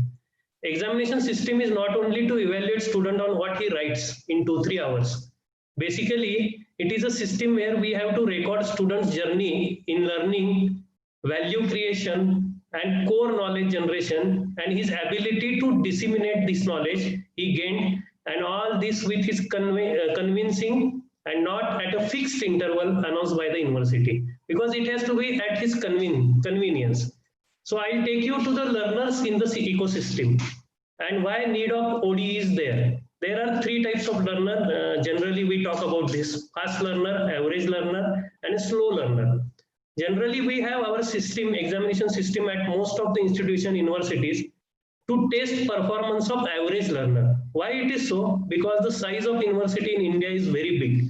Almost 8 lakh, 9 lakh, 10 lakh, 12 lakh students are writing examination in a cycle. In this system, fast learner feels that he is wasting time to complete the required credits. Slow learners may lag behind and creates pressure on himself also and on the examination systems of our university. An average learner is doing fairly average in the examination. So when I look it towards it, I always feel that our system has to suit every student and his and her ability to challenge it. So on-demand examination benefits. My co-panelists also going to discuss about a few benefits which are equally same, but I'll take you quickly through this. In learner's view, this is the system which is very flexible in terms of the examination date. One can prepare for the examination according to one's availability of time. Second, he gets enough time for preparation. Third, there is no fixed time for registration. The student can register any day for writing the examination. And we can plan to appear in the examination as per our preparedness and get the chance to reappear immediately in the very next month. So this is the beauty of on-demand examination. And many learners could save their one precious year for completing courses, and he can invest in earning extra credits for higher learning because he want to opt for some higher educational institution across Europe, US. And he can save 1 year by going through ODE and earn extra credit at our university. In learner-centric system, benefits are it allows learners to take examination as and when he is ready. Readiness depends on the learner and not on the university or institution. It reduces the threat of failure in examination. Why? Because average learner always feels that I may fail. Slow learner feels that I am going to fail. And fast learner, he knows that I'm going to clear and I'm going to save my time. So the fear of failure is not there in ODE. Under ODES, the degree and level of performance is decided by the learner and not by the university. On-demand examination is also helpful in containing malpractices. How we can contain the malpractices? We can administer a proctored examination and wherever student is. And the proctor examination with the technological advancement are most advanced examinations right now in the market, where we can kill all the malpractices. On-demand examination respects the individual and sovereignty of the individual. Now, benefits to the university. I'll focus on this in a minute.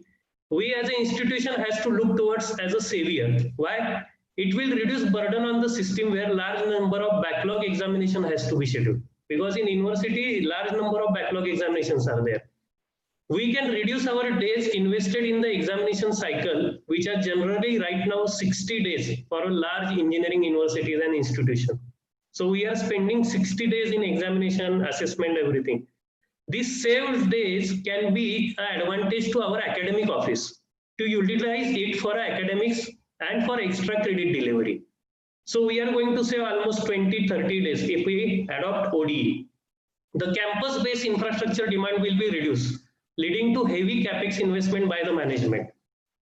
And again, I'm putting it one beautiful way of ODE. For a smaller group of students, if say for example MTech is there, in any program, we can have a physical infrastructure at campus like 2 advanced rooms for ODE, wherein a student can walk in as and when he register and he want to take examination.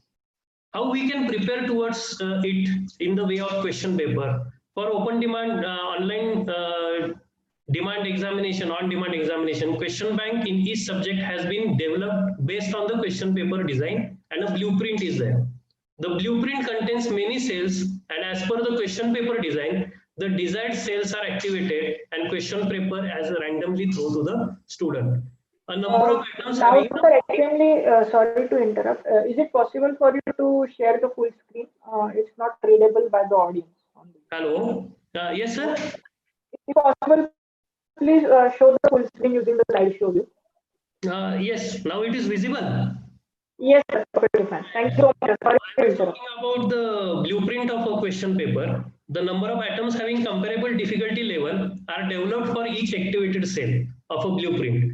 And the question bank contains various types of questions such as multiple choice, then short answer questions, very short questions, and a long question.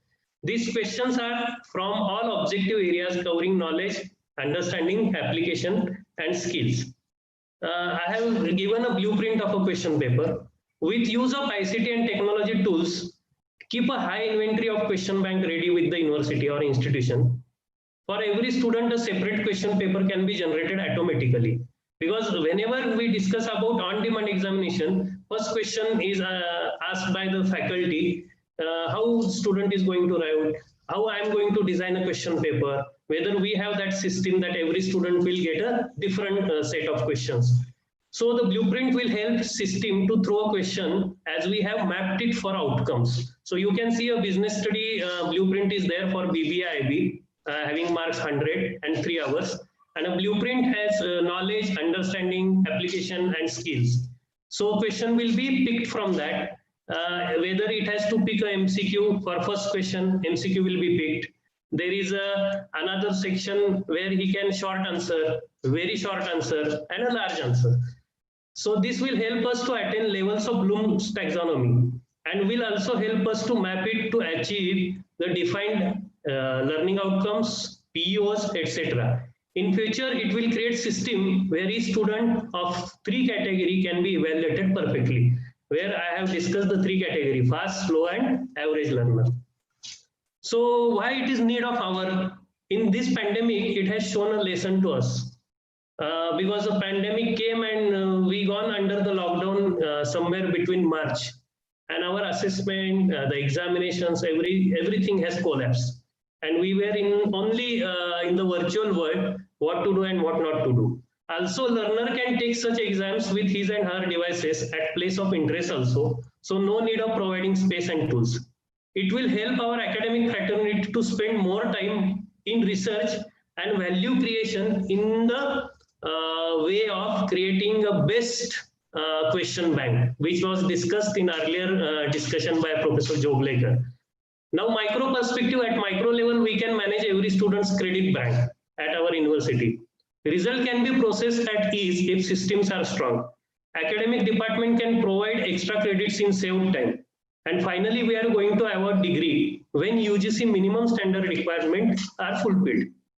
And student can use this extra credit earned for transfer of credit requirement at European Union, US, or anywhere in the world.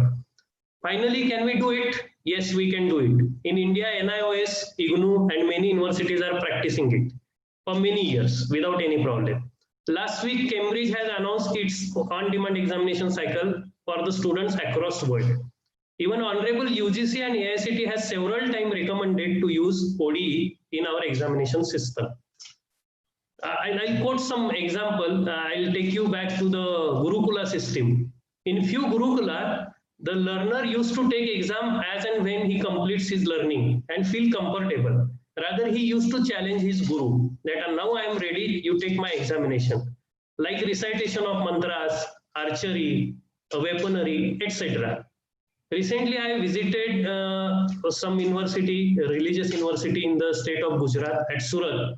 I have seen everybody is reciting some holy books, and as and when they are ready, the guru will means they will challenge their guru and they will appear for examination.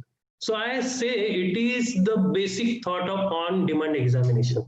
It is an inherently adaptable system which can be easily scalable. It can be easily upscaled to any number of courses, to any number of examination centers, catering to all the students. Because at our university also, for some small group of students, we are now using on-demand examinations, and it can be easily scalable.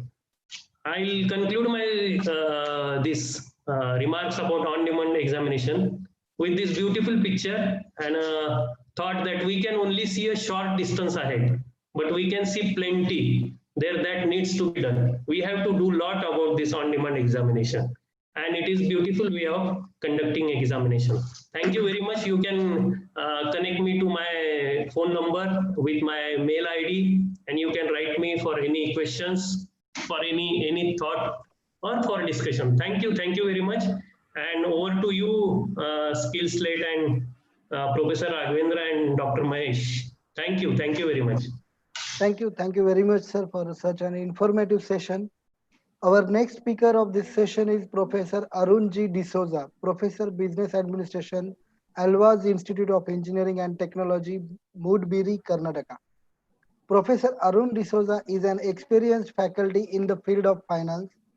He has worked he has work experience of 10 years in the field of academics. He has worked as professor FOE University of Business and International Studies, Switzerland, and Madonna University, USA in his early career. Professor D'Souza is presently working as a professor for finance at Alvaz Institute of Management, Mangalore. He has a vast experience in the field of online curriculum management from international universities. He has guided hundreds of students with their student research projects and online examinations.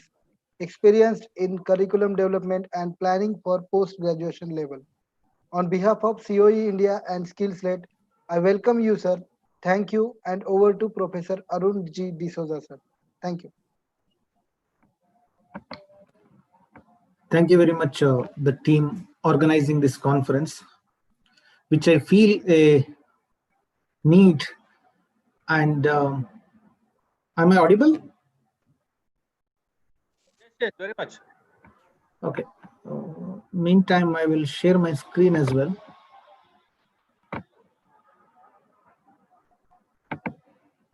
Yeah, thank you.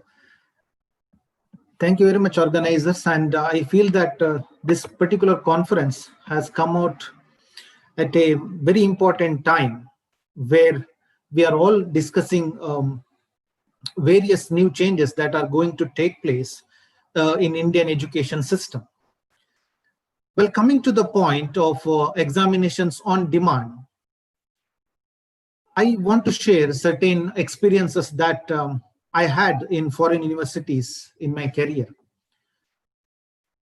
I have important three aspects here: the goal of on-demand examinations, the process, and the output. And in my view, the goal of on-demand examinations should be a real-time evaluation of the students. Real-time evaluation, I mean to say that the student, whenever he enters a university for a course, his evaluation should start from the day one. It's not that we are keeping only for the examinations, but his evaluation should be in his every activity that he is going to do in the classroom or outside the classroom. In the foreign universities, in some of the universities, some of the courses are taught online. There won't be any session in the classrooms as well, but the students will gather the knowledge.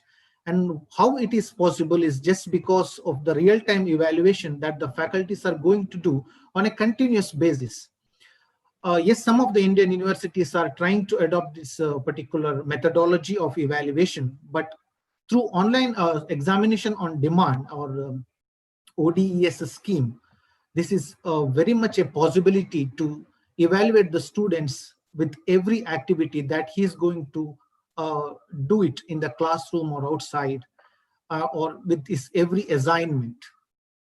And the process of on-demand examinations, according to me, should be transparent. Now, transparency comes when the evaluation is shared with the student in advance. A student should know, according to me, that when he can get marks, or for if he writes something, he should know how much marks I'm going to get. At the same time, it is not that he will read something and mug up and write. So it should be application oriented, but there should be uniformity in evaluation process. So it is always better to have an evaluation rubric in hand with the faculties and with the students. Say, suppose for a master's program, we are evaluating students in one particular subject. The subject teacher nowadays only shares the syllabus, and there is some kind of evaluation. We will say that from which chapter, how many marks, questions you will get. But there should be a system which is followed, very much followed in the foreign universities, where if you write something, how much marks you're going to get, what quality are expected in your answers, and what quality you need to provide in the answers, maybe in the introduction part, what you're going to say, and maybe in the body or in the main part, what you're going to say, in the conclusion, what you're going to say. So such uniformity with the evaluation rubric will be a game changer of on-demand examinations in India.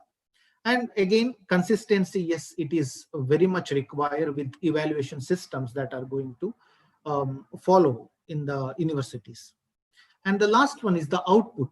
So output of on-demand examinations, according to me, should be visible in the students. So I would say that we are creating graduates, definitely. And many B schools say that they are creating managers, but no university say that they are creating informed student or informed graduates. So informed graduate or informed students, according to me, is the one who knows what's going on outside the world, and they're able to take decisions based on the learning that they had in the universities or with their courses. Say a finance specialization student should be able to analyze the markets, financial markets. Okay, as simple as that. A HR student should be able to evaluate the HR opportunities which are available for him in the market.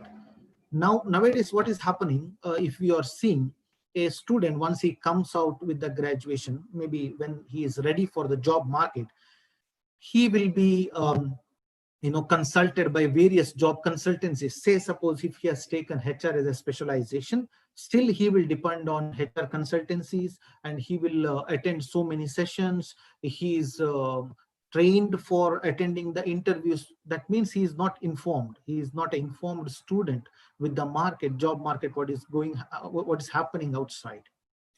So the system of on-demand examination definitely will help us to create an output which is informed, well informed. No need to give suggestions again and again. There is in the companies, once a student gets a job and he starts his jobs in the company, again there is a training for him for the job. So this we can reduce when such system is adopted. And the output again should be, the student should be the job providers to others, and not the job seeker every time. Definitely our Prime Minister aim with the new education policy is definitely that, where he wants to create more and more entrepreneurs through the new education system. And in the meantime, I would also say that on-demand examination is one of the ways to create the student or build that motivational spirit with the students to start various startups or to become entrepreneurs, and who can provide jobs for the future students as well. Moving to the next, I would suggest some of the key changes that we can adopt through on-demand examination. One is that changing the examination pattern in the on-demand examination from memory testing to application testing. Now, memory testing is generally what we do in the universities, and with all our examinations, to some extent it is required. I'm not telling it's not at all required. It is required to some subjects. Yes, memory testing is must. But application testing in the higher level, higher education institutions is very important, and we need to adopt this aggressively in the courses, especially maybe in the final years, where the students should be able to apply the theoretical concepts to the real life cases, which will increase their knowledge, which will increase their potential to do better in the job market. And this is where I feel that the informed student can be created when the application testing is done in the examinations.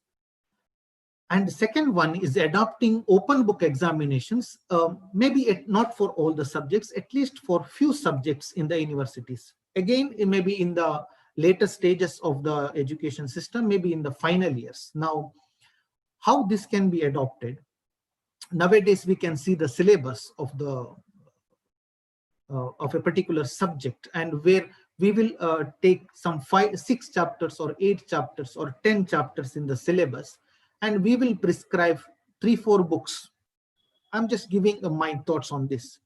Instead of suggesting only 8 chapters or restricting the students for 8 chapters or 6 chapters or 10 chapters, it is always better to tell them to go through a particular book with the author who has written the book very well. Say, for example, a financial management book, which is recognized in India. There are beautiful books written by Indian authors as well. So we can ask the students, that will be a primary, source of reference, followed by some other sources. Now our examination should be application oriented, where the student will be open to refer these books, and a time will be given to the students to refer the books and complete the examinations. But our question pattern, again, we should not test the memories. Instead, we should test the applications, where we will be successful in open book examinations. And again, online mode of examinations in this matter will help us very much in order to avoid plagiarism or mugging up. All those things are possible. Again, as I told you in the process, in the earlier slide, that utmost transparency with the evaluation system is very important. And it is always better to provide evaluation rubric in advance. In my view, student should know for what he is going to get the marks. If he writes X and Y, he is going to get 2 marks. If he is writing X, Y, Z, he is going to get 3 marks. This evaluation rubric should be given to the student, and evaluation rubric should be always talk about the quality of the examination or quality of the answers for that matter. And it is advisable in the on-demand examination to bring 360-degree evaluation system. Say, by definition, on-demand examination say that students will be able, or student will take the exam whenever they are ready. So it is always better to have an online applications, say, because students are ready to take exams. So instead of conducting one exam, I feel that maybe a series of evaluation through kind of discussions.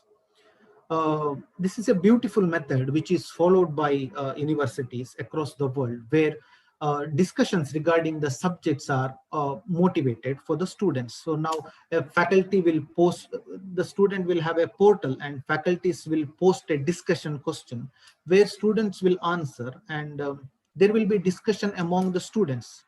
Now what happens, this will create urge to research among the students with the subject.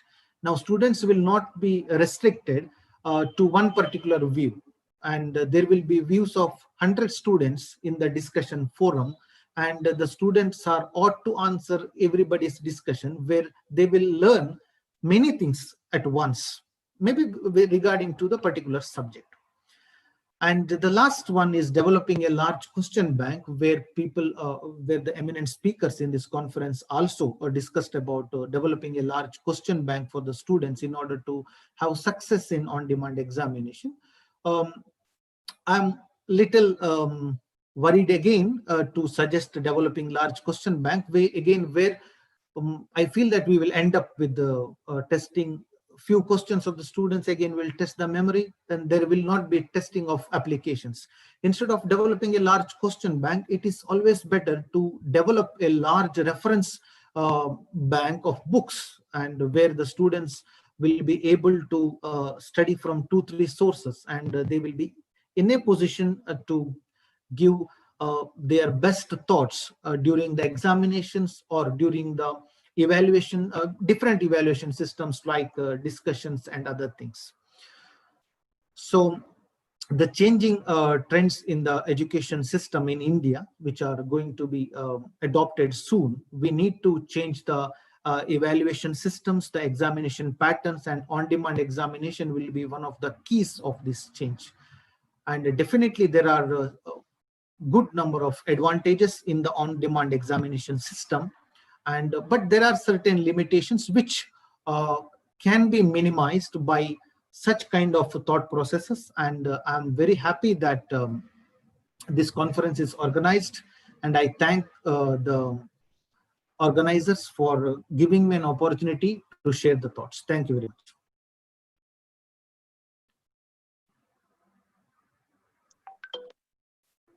Thank you. Thank you very much, sir.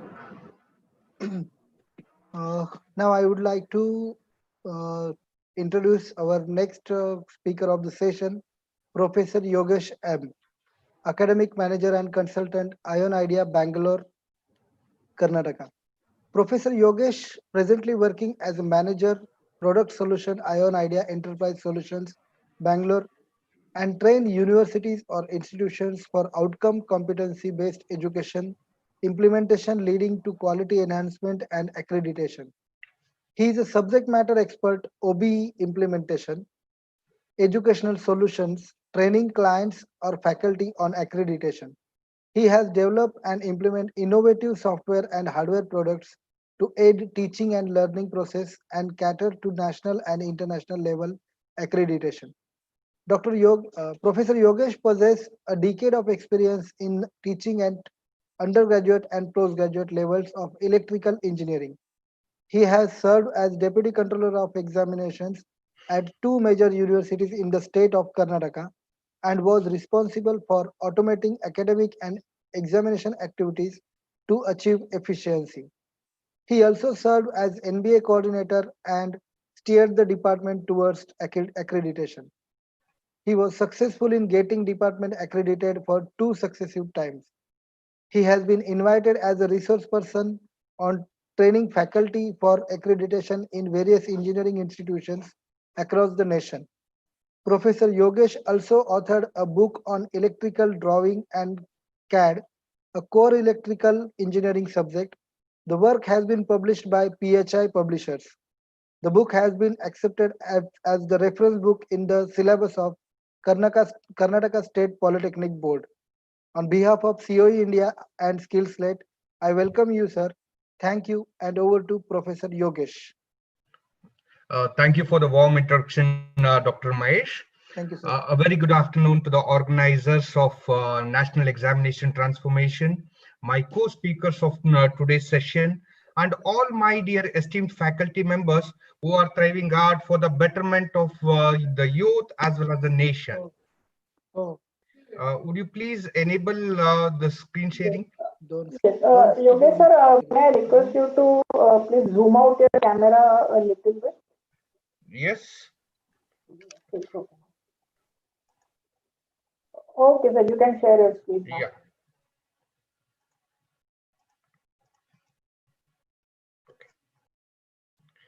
My co-speakers of the today's session have broadly elaborated that what exactly on-demand examination means. This is the need of the hour for our assessment pattern. The concept of on-demand examination provides a greater flexibility to the student such that they learn the courses at their own pace and they can appear for the examination whenever they are ready and they can get assessed.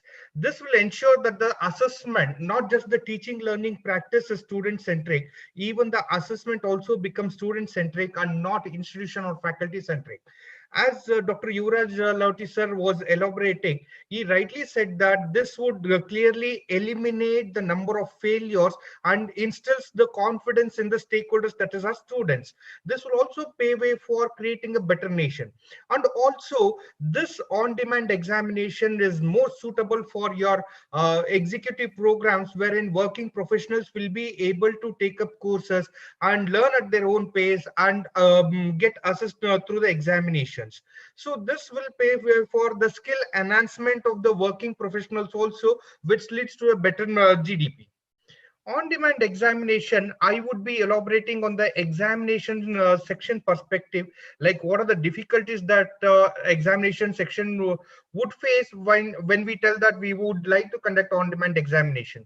The very first thing is overwhelming data. What I mean by overwhelming data is that any course, we would have a prefix that this particular course is to be cleared in so many number of attempts or so many number of credit hours or something. When I tell on-demand examination, any student can take up the examination at any point of time. To track this particular number of attempts or number of years that he has taken to clear the particular course, this will, and when all as he taken up the examination, this will become a huge data to manage and monitor, as well as when the student would like to take up the examination, at that particular point of time, we will have to make certain arrangements like the examination hall, the question papers, and then the scrutiny of the question papers, assigning a proctor to invigilate the process of examination, then collect the assessment, answer script back, get it evaluated, results, and everything. And at any point of time, single students are taking up the very same courses examination at different time slots, then it becomes very difficult to manage.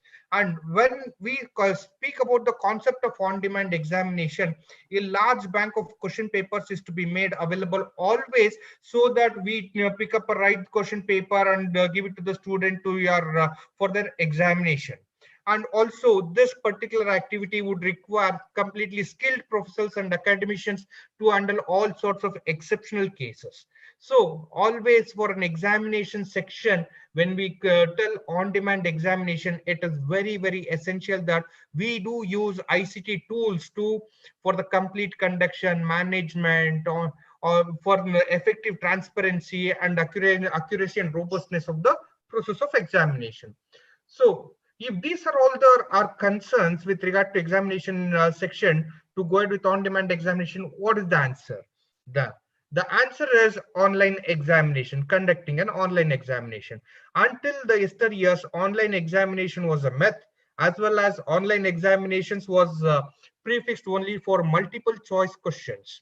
Here in an online examination, the complete, as Professor D'Souza also was stating, the registration, the complete monitoring of the students, everything should be digitized, wherein the students will be allowed to get assessed whenever he or she is ready, and readiness depends upon the student when on and not on the institution.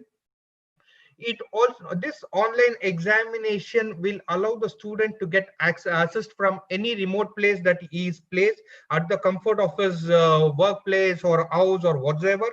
And online examinations is to be compatible with the existing method of question paper based assessment, like having descriptive, analytical questions rather than just multiple choice questions. And also these questions are to be mapped with your respective course outcomes, as well as your Bloom's taxonomy, for an effective outcome based educational system. And online examination with remote proctoring powered by artificial intelligence eliminates the need of proctoring and reduces malpractice case also. This online examinations also provides a complete feasibility in the system of assessment, and it also paves way for a complete digitization and automation of the assessment process with auto generation of question paper, remote conduction of examination, evaluation, and the grading process as ICT tools are employed over here. As Professor D'Souza was rightly telling, the question papers as well as the bank. Here, what happens is that the question bank is to be created and identify. When we tell auto generation of question paper, usually based upon a keyword or an action verb, the questions will be fetched. So using this particular thing, we will have to see that the questions are not repetitive, non-repetitive, and so on, and generate a particular question paper based on your Bloom's taxonomy, which would address all the levels of the Bloom's taxonomy, right from the remembering level, understanding, to your apply and evaluate levels. On-demand online examinations, these are the major challenges that an examination section would experience. The very first thing is the selection of the right ICT solution with rich experience in the domain for the automation of these critical activities, because the moment we say examination, it is the most critical and sensitive activity in any university or institution. And the brand image of the institution would exclusively depend upon its main assessment as well as the TLP programs. So selecting the right ICT partner is also a very big challenge. Then ICT solution is to be powered by artificial intelligence so that it ensures fairness in the process of the entire assessment or the examination. Then ensuring a repository of question banks such that the questions are not repeated during the auto generation of question paper. Then all questions are to be compatible and support outcome-based education and assessment, which is the trend of today's education. And the most important thing is the sensitization of faculty and the students to the entire process of on-demand examination. Most of all these things are common to us, and the major challenge arises over here, which is the internet connectivity. We say now online examinations, the student or the candidate can sit at the comfy of their houses or the workplace and appear for the examination. But due to the demographic nature of our nation, this internet connectivity is a major setback. We are also in the past couple of days during this COVID-19, when the online classes started for the students, we have also seen in the net as well as in the newspaper that many people from the rural background were not even having a smartphone, and they sold their cow or something household items to purchase a smartphone which would enable for the online classes of their watch. All these things, and along with the internet connectivity, is a major challenge which should be addressed and which should be taken care, so that the online examination, the product should work both in an online mode as well as an offline mode. And on-demand online examinations has its own key benefits. The very first thing is it saves paper, thereby will be contributing to the environment, wherein we'll be safeguarding our environment. Every year it is like 1 million trees are cut just to create paper. This would get completely eliminated over here, and it will save a lot of time and money. Why I tell the save time and money is that rather than preparation of the questions and for the entire examination, we will be able to save the time over there, as well as the expenses incurred in conducting the examinations physically also will get eliminated by the usage of our online examinations platforms. And it is obviously completely secure and effective. Then it will also reduce the stress on the staff, student, as well as the institution, which will also is like the student will not have the fear. And as Dr. Yuvraj Lavati was rightly saying that the average learner will always have a fear that he would fail in the examination. But whereas over here in on-demand online examination, there is complete feasibility for the student that he can take up the examination whenever he is ready to appear for. So this would eliminate the stress on the students and the staff with regard to the entire process. And as the entire process also is automated, even the answer script, whatever is submitted by the student, will also get evaluated automatically by the use of ICT solution. So the complete stress on the student as well as the staff of the examination section and the institution would get completely eliminated. Looking at change is always a way to reform, rethink of the existing practices, and develop to meet the global demand in creating quality professionals and contribute to the development of our nation. With a small note, I would tell that on-demand examination is the need of the hour, wherein in the times of this pandemic, as well as to enhance the skills of the professionals, as well as to reduce the stress of the students, on-demand examination is very, very necessary, and it would be definitely compatible with the new national education policy as advised by our Honorable Prime Minister. We at Iron Idea, we continuously strive hard to automate the critical activities of the universities and institutions and eliminate the burden of the faculty and the examination section. If you have any queries, you can write to us to the mail ID as shown here, and you can also contact us and visit our page www.inidia.com. I thank the organizers for giving me an opportunity to share my views on on-demand examination. Thank you, sir. Thank you very much. Now, I would like to introduce the chairperson of this session and my guru, Mr. Pramod Bhadakwade, sir, Controller of Examinations, Symbiosis Skills and Professional University, Pune. Mr. Bhadakwade has completed his MSc Statistics in the year 1984. He has more than 36 years of administrative and academic experience in various capacities in Pune University. He has retired as a deputy registrar in the examination department in December 2018. He was BOE member in Solapur University, Solapur. He was also exam reform committee member in Goa University and BOE member of Sandeep University, Nashik. His area of interest is to make use of ICT in administration of university system to make it transparent, effective, and efficient. On behalf of COE India and SkillSlate, I welcome you, sir, and request you to please make summation of the session. Thank you. Over to Mr. Pramod Bhadakwade, sir. Thank you very much. Thank you, Maheshji, for your appreciation and introduction of mine. Thank you, sir. Thank you. Okay. At the beginning, before giving summative comments, I would like to congratulate the organizing team for making such a grand, successful conference with large number of viewers. Along with that, I would like to congratulate them or to say thanks to them because all the topics which they have selected for this conference are very well thoughtful topics because these are the need of the today. And even not only the topics are good, but the way in which they arrange the sequence of topics is also good.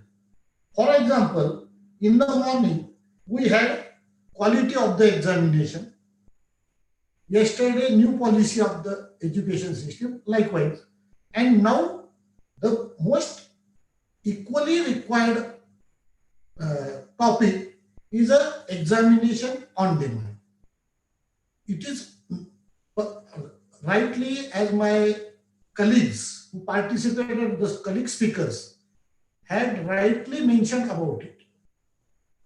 And Raghavendra sir, I think I told you 2 days before, yes, my team is strong. And yes, the strong team of Yogesh ji, D'Souza ji and Lauti ji has presented their points in a very nice and effective manner. So first of all, I congratulate all these 3 speakers also because they put up almost every point or aspect which is required to go for the on-demand examination.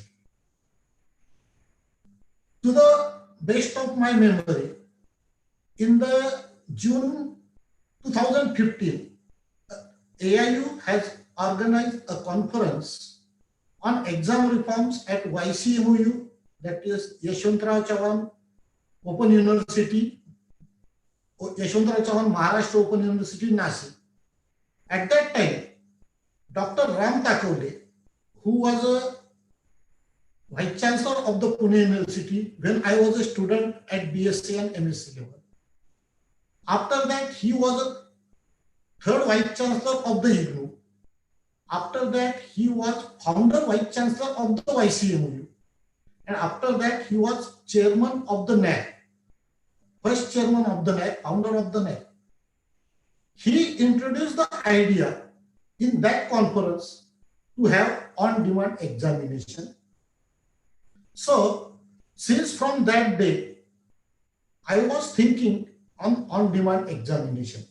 And we tried at small levels at the Pune University also. As Maheshji said, I was there in the Pune University for last 32 years. At that time, let me frankly tell you, we were not succeeded in taking the on-demand examination or examination on demand. Only reason behind that, there are the challenges to go for on-demand exam. So before speaking on that, I first of all make the points which my colleagues has rightly mentioned in their speech. First speaker was Lauti sir. He has properly put up various points regarding on-demand exam, how it will be benefited to the fast learner, slow learner, average learner, how it will save the time, how to prepare question paper. These kind of points are rightly placed by the Uri Lauti. And along with that, he also rightly emphasized the need of on-demand examinations. Similarly, D'Souza sir also had given very nice presentation along with only one slide. He emphasized and given all the points which are required for on-demand examination. This was a very nice slide was that in a single slide, you mentioned about real-time evaluation, processes, uniform and consistent and transparent system, and output is job-oriented. Yes, really, it is a required one. And therefore, the presentation given by D'Souza sir is also very nice. Because why real-time evaluation? That means we are just thinking about conducting the examination at the end semester or like that.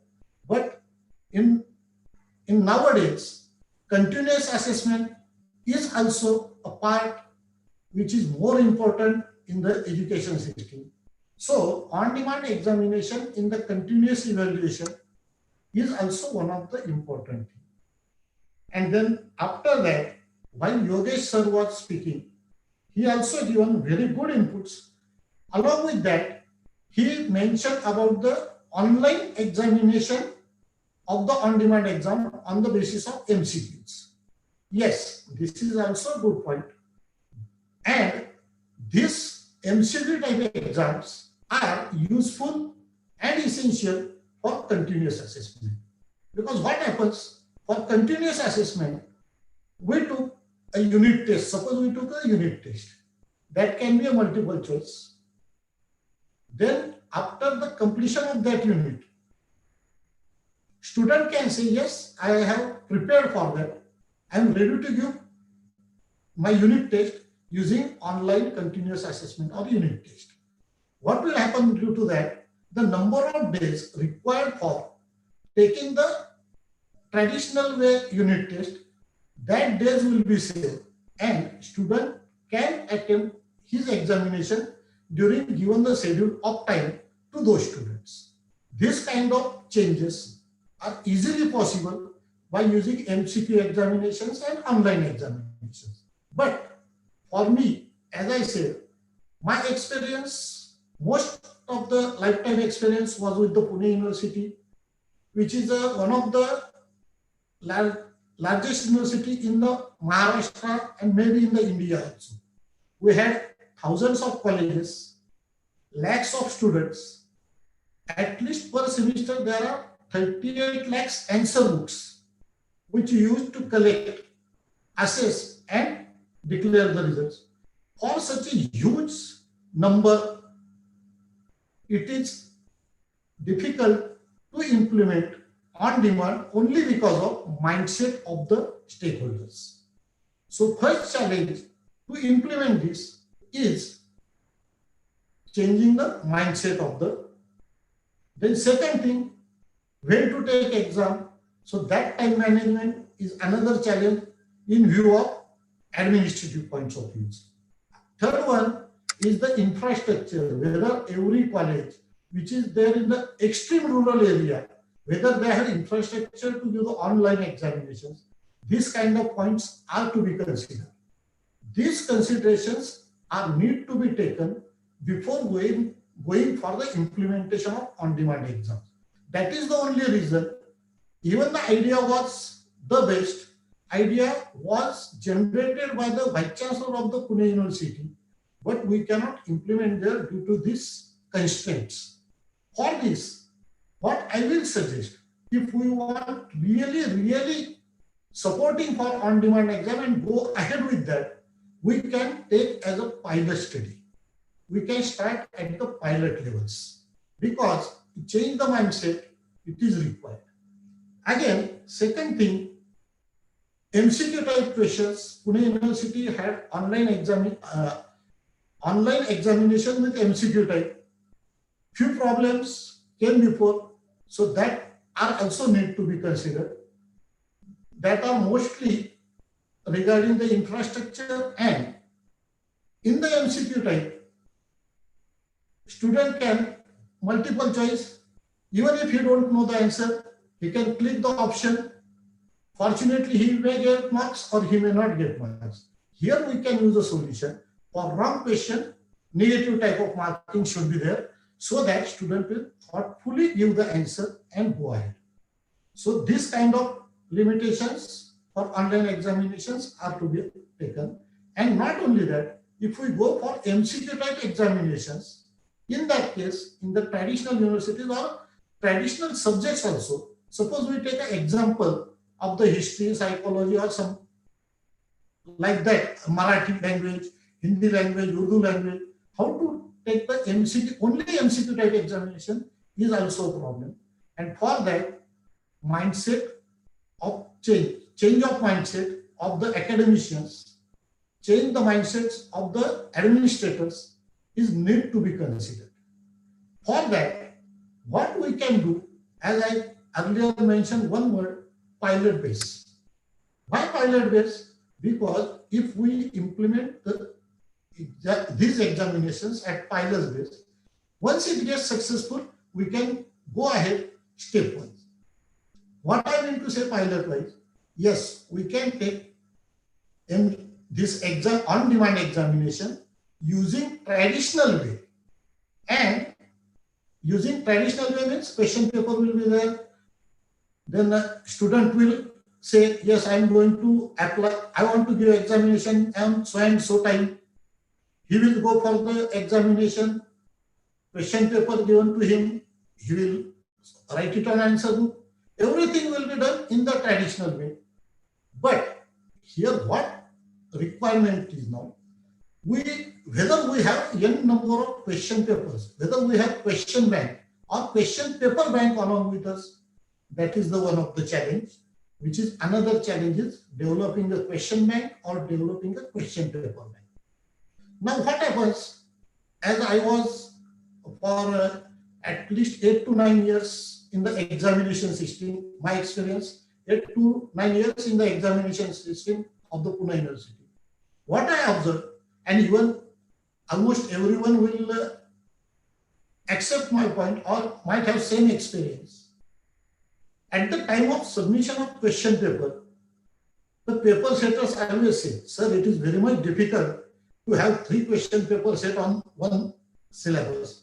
So kindly take the 2 papers and select one. What does it mean? It means for any single person or for any single institution with 2-3 persons of the same subject, it is difficult to set large number of questions on that topic. So how to overcome this? I think here we have to take more efforts to develop either question bank or develop question paper bank. Once we prepare the question bank, we have to prepare software for question paper generation.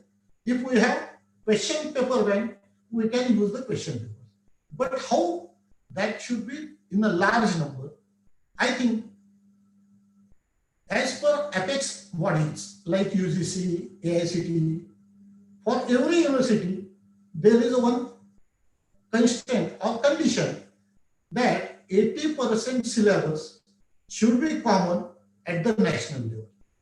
That simply means, suppose we are having hundreds of universities or 1,000 universities, everywhere the 80% syllabus is common, then why don't we ask or make an appeal to every teacher of that respective subject to add his question in the question bank or add his question paper in the question paper bank. If it is possible, then we can have huge number of questions which can be used for question paper generation. Suppose I am of the opinion even student can ask the question, submit the question in the question bank, because why? He is taking the study, he has questions, he knows he needs its answer. So even student also submit the questions. Then now bigger task is to validate the questions, whether it has to be taken in the question bank or not to take. For that, what we can do is subject-wise experts panels will be prepared to validate the question. We can appeal to the person who is submitting the question. He has to submit question with its model answer, because again making model answer is also a big task, and the person who is putting the question always aware about what should be the model answer. So questions with the model answers, suppose I'm talking now about, firstly I'm talking about the developing question bank. For that, suppose we take such a type of questions with model answers and we have expert panel, they will assess whether this question is to be taken, validate the question and allow it to go in the question bank. Now, okay, such a questions are validated, taken in the question bank. Next task is to develop the question paper. For developing question paper, most of the speakers, since from first day, saying, and which is very true and essential and correct, that our traditional system usually take the examinations on the memorizing capacity. But need of the day is the question paper should be using Bloom technologies, various points, whether it is an analytic, evaluating, analysis, numerical, memory testing, all kind of parameters. Then this expert panel will put one parameter in that question bank. Suppose one column is, suppose the question is in the Excel sheet, question is in the first column, model answer is in the second column. In the third column, suppose it is what type of question it is, whether it is testing numerical ability, whether it is testing analyzing capacity, whether it is testing memory capacity, such a kind of parameters should be added in the third column. Now, next analysis, what is required is difficulty level of the question, whether it is an easy question, whether it is a moderate question. That means not difficult and not easy. Moderate question that majority of students, average learner can solve them. Easy questions, low learner can solve them. Moderate learner and average learner can solve the moderate question. Then difficult question and very difficult question, which are there for fast learners. So that will give a good question paper through that question bank. So these parameters are also to be added by the expert panel. Along with that, what can be a next parameter? This question is for how many marks? This is for 1 mark, 2 mark, 3 mark, because our system, normally we are having 50 marks question paper or 100 marks question papers. Then how many marks are there is the third parameter for that question is the third parameter. After that, this question is from which unit? Unit 1, Unit 2, or we can say Chapter 1, Chapter 2, because the question paper generated is to be on whole curriculum. So from which unit this question is there or which chapter this question is to be, that is to be also one of the parameters. Once we develop question bank using the help of all the participant stakeholders in the nationwide university, colleges, or even students, and with the help of experts panel, if we evaluate or validate this question bank, we can have good question paper quality through generation of the question paper through software. Now, going to generation of the question paper through software, what are the challenges? Then software should be in such a way that every university has their own parameters to evaluate the student. So that software should be in such a way that, suppose I want this paper is of moderate type. That means its difficulty level is in between the difficult and easy. For that, then that software we generate the question paper will give a box, dialog box, there that paper setter or the system can say this is to be moderate, or this is to be easy, or this is to be difficulty level of question paper can be decided as a first parameter. Then second parameter, how many marks from which unit are required? That is the second part.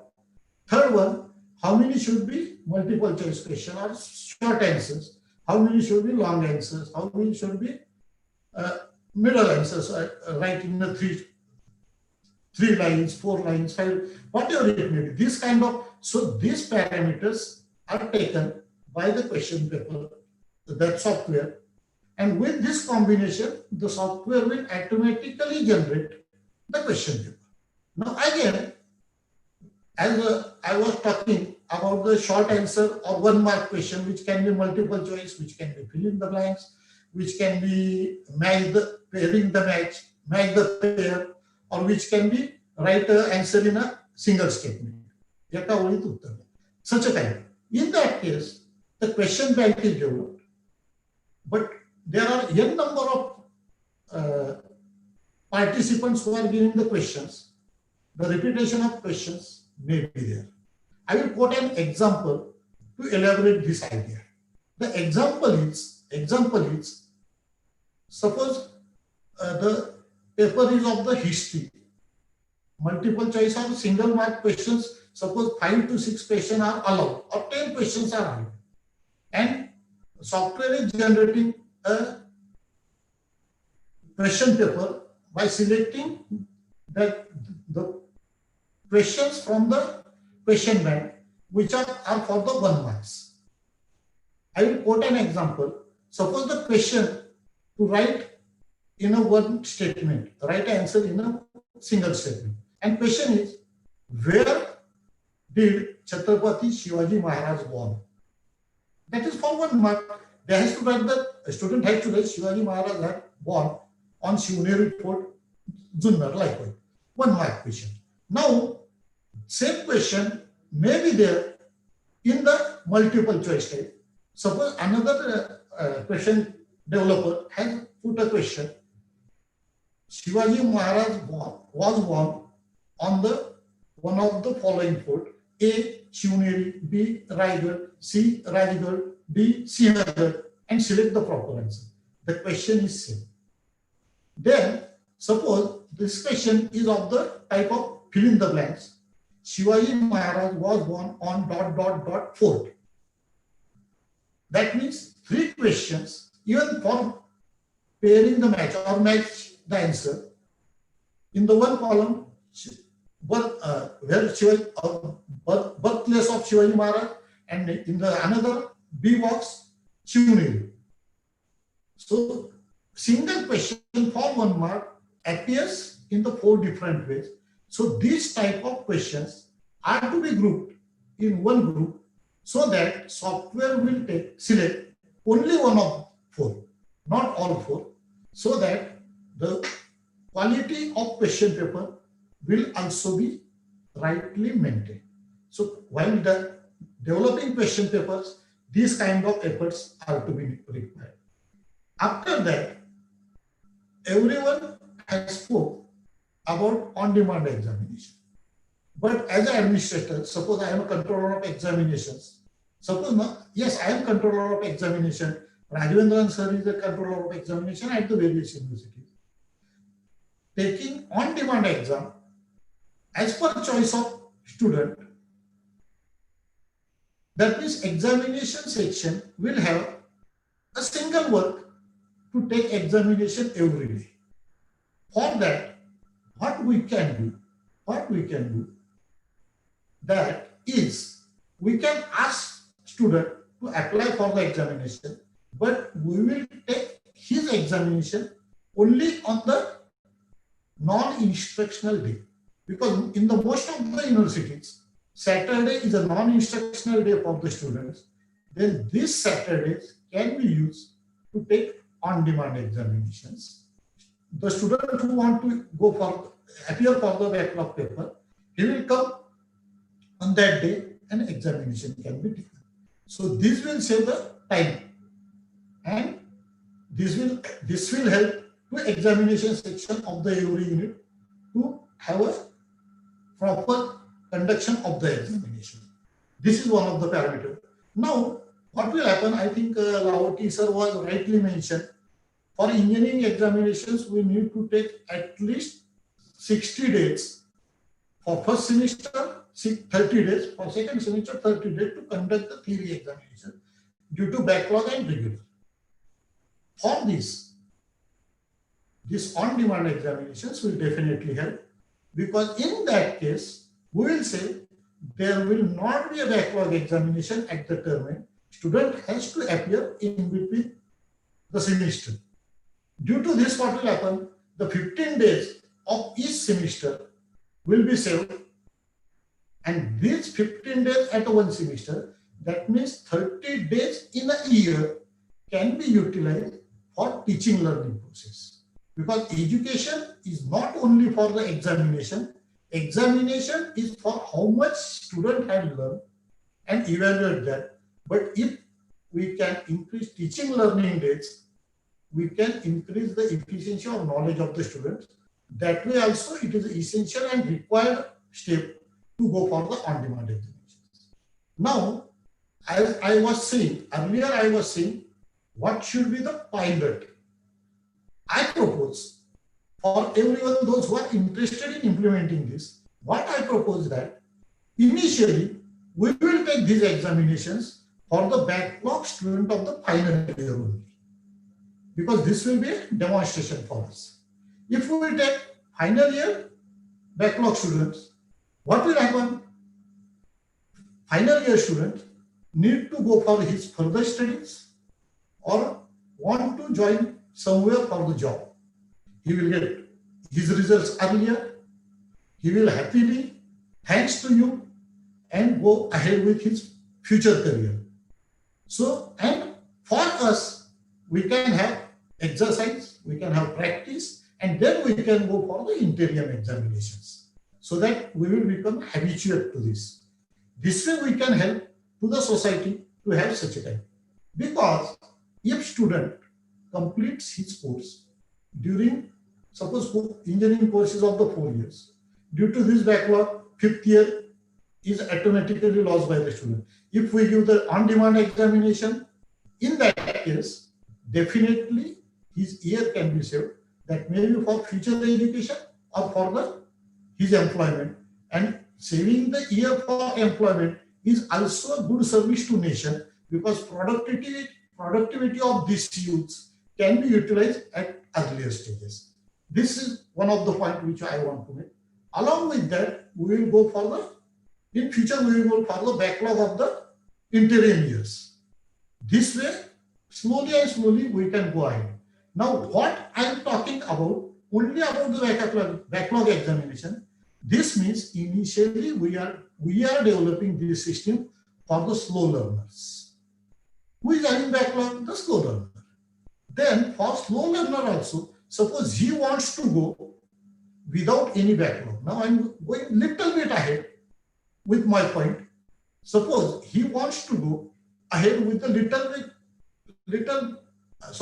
he wants to go for the without backlog. In that case, now what we are doing, we are making compulsory to the student that yes, first semester is completed, you appear for all 5 papers, give the exam, go ahead. What UGC says, student has to complete his degree in N plus 2 years. That means for BA, BCom, BSc, 3 years plus 2 years. I am a slow learner. Yes, I know I am a slow learner. I don't have study and confidence that I will appear for all 5 papers. Yes, first attempt I will go for the 3 papers. I will clear that without failing. Then within the next period, I will study along with my future study and appear for the remaining papers. So without failing, I can successfully complete my degree, or without having any backlog, I can successfully complete my degree in N plus 2 years. This way also it is useful to slow learner. We are not at all talking about the fast learner till this minute. Because for fast learner, what will happen? He will get frustrated. My capacity is this much, but I'm not getting that much. That means even if I have confidence that yes, syllabus is ended, I will immediately give paper, it will save my next 15 days, 1 month, whatever may be. I can utilize that time for my future education. And someone has mentioned in the earlier, yes, he can take additional credits. We will give him degree. If it is 3 years, we will give degree after 3 years. If he is a 4-year degree, we will give him degree after 4 years. But suppose in every year, such a month is saved by that student, he earns additional credits which can be useful in his future, is one of the possible way Or otherwise, student can take other credits which are of his interest. For example, yesterday, Dr. Sanjay Kumar, while concluding on new policy, quoted an example when he was studying in IIT, he opted for biomedical credits from another institute. Likewise, student can take additional credits of his interest. Our earlier Vice Chancellor of the Pune University, Dr. Raghunath Chevarkar, he was also IIT. He always used to give this example because he is a good satar player along with his academic career. Then he used to take additional credits in the satar, playing the satar. And what he used to say, I don't require few papers which are there in the engineering, but 70% is core and 30% is choice based. If it is the way of our degree, why should I take the papers which are not required to me, or I'm not at all interested in those papers? Because then that puts a stress on me as a student to study that and pass it. Instead of that, what he did, he joined for the satar playing, earned that credit and completed his degree. And he used to say, while I was studying playing satar and earning the credit, my mood was always very nice, so that in the core subjects also, I can easily study because my mood was right to study or learn that paper. This way also, it will be helpful to the students. So I think in this manner, if we go ahead, we can conduct on-demand exam, go for pilot studies, go for backlog, then for that. And after that, we can think for the fast learner to get additional. But I think this is a very, very essential and necessary step to move ahead. I might have left some discussions. Sorry for that. But then I will again thankful to Venugopal Raghavendran sir, organizing members, for taking such a good point for discussion or good topic for the discussion.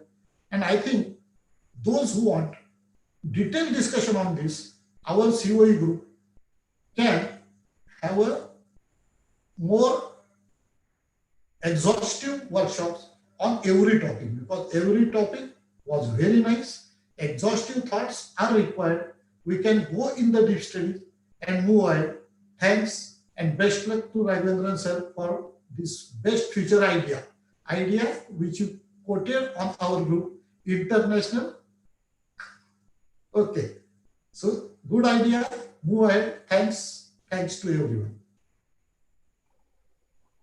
Thank you, sir. Thank you very much.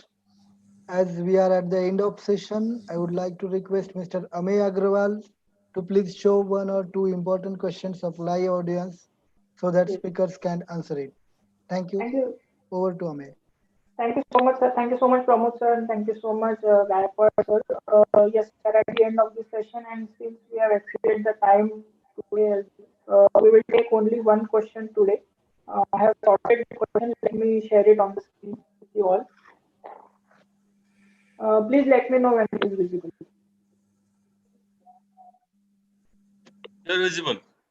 Okay, so this question is from Jagdish Pudial. How to make the examination system more robust and effective in implementing scientific temper and problem solving skills in students? Please, one of the speakers can take up this question and guide our audience.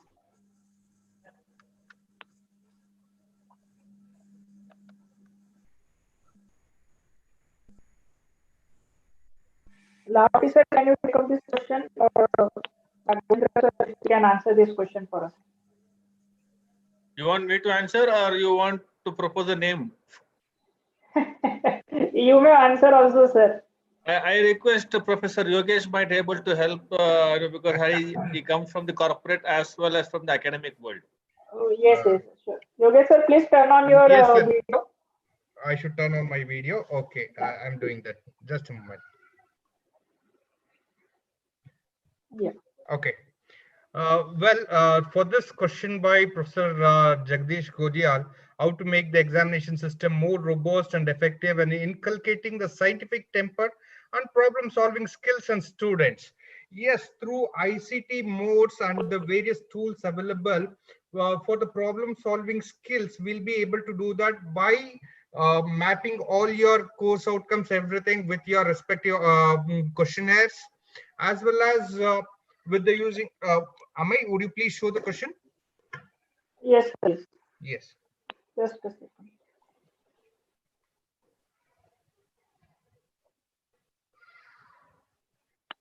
I hope it's visible. The moment we tell the robust and effectiveness examination system to be more robust and effectiveness, yes, in this particular thing we should be able to create a system wherein it is like completely transparent and accurate and responsive system. Okay, so for which using a manual method is highly impossible in maintaining the data or creating accuracy and so on. So ICT tools are very, very essential. Now coming on to the second part of the question, that is in inculcating the scientific temper and problem solving skills in the students. Yes, for this particular thing itself, outcome based education is the need of the hour, which will enable the Bloom's domain, all the domains of the Bloom's, that is cognitive, affective, as well as the psychomotor, as well as the various levels of learning, right from the remembering to their applying level. That is how we can inculcate. And the moment we identify that the particular learner is a slow learner, yes, we will have to fill in that particular gap so that we inculcate that problem solving skill in the student. This particular question is more of your TLP when it comes to inculcating scientific temper and problem solving skills. And examination system to be robust and effective, yes, you would require an ICT tool to make it robust and effective. I hope I've answered the question. Yes, yes.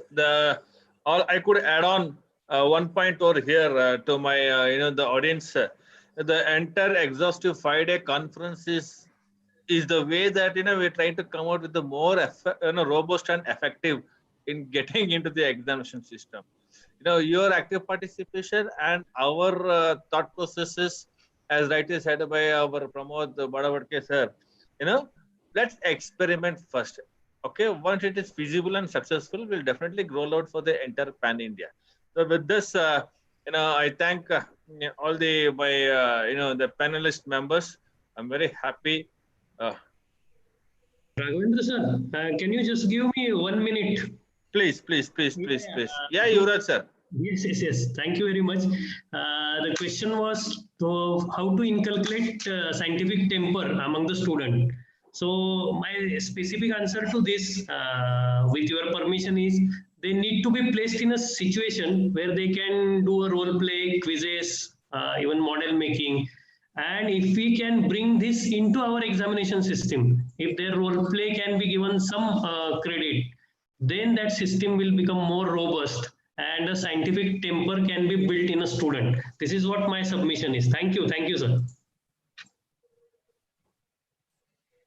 Thank you, Yuvraj sir, giving a little more scientific views on that. So I think that I need to call a session for the day with Pramod sir. Shall I call for the day? Yeah. Thank you. Ladies and gentlemen, I was very much happy. The day which has been happened today, we had two broad topics to discuss about the qualities of a good examination. And I thank Dr. Shahanshah Haidar Abdi sir for the first speaker for the day from Lucknow. And we had Dr. Jayesh Joglekar, Deputy Controller from MIT-WPU Institute. Thank you, sir. It was a very interesting one. I also thank Dr. M.S. Bhagyashekar sir, Principal of HKBGA College of Engineering from Bangalore, who gave the other insights of the qualities of good examinations. How apart from OBE, he went backside other than the OBE, how the good qualities of examination can be important. So I also thank him in that regard. I also thank Dr. Gurendranath Bharadwaj sir for summating the qualities of good examination, how it should be and how we need to take it ahead of it. Of course, we are in the rough patch of it. It's an attempt there, we are trying to make it more scientific and more instrumental and more technique is been involved to make it, the examination is more qualitative in nature. And of course, people like, like-minded people like you, Pramod Badavarke sir, Dr. Yuvraj Lahoti sir, people can come forward to put, scientific evidences and scientific techniques so that will make more, logical and rational in nature. So coming to the second point, second topic for the day, examination on demand. It is more, as I say, examination on demand becoming more demanding in nature for the day. It's very much interesting the way that Dr. Yuvraj Lahoti sir tried portraying about how come, how the examination demand can be able to place it. I thank you, sir, for giving in a very, significant information on that. I also thank Professor Arun Gleshan D'Souza with his extensive experience from foreign universities and the Indian universities. He gave a little, something which no other person thought of it, giving, the more than the question bank, give the bank of reference textbooks so that people can able to explore and try to give the examination on demands. And I also thank Professor Yogesh Mahadevaya, sir, academic consultant and manager for Ion Idea, briefing out about the technicalities and scientific experiments happening at your end, and how examination on demand can be the bridge or the next trend setting under the examination levels. This can be definitely be a part of reformations in a huge things. I also thank Dr. Pramod Badavarke sir, control of examination, Symbiosis, Skills University, Pune. He tried to summate that this is the need of an hour under NEP 2020. Yes, of course, NEP 2020 is now becoming a huge buzzword, discussing about the education policies, from language, from primary, from secondary, as well as for the higher education. If you look into this for the higher education and executive education part of it, examination demand is the buzzword or the trend setter in the coming days ahead.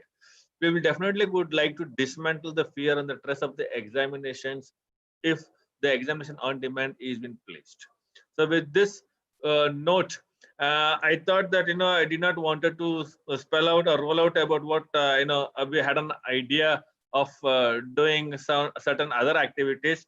I'm pretty sure that Dr. Pramod sir has given a hint to all the audience. Tomorrow I will definitely come back and discuss and share the controllers of examinations forum thought with you all people.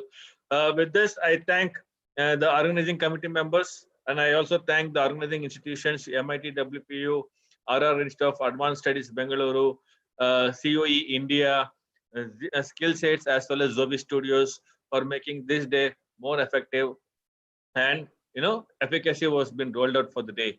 So I definitely look forward for tomorrow's program. Tomorrow that we have two more topics which has been lined up.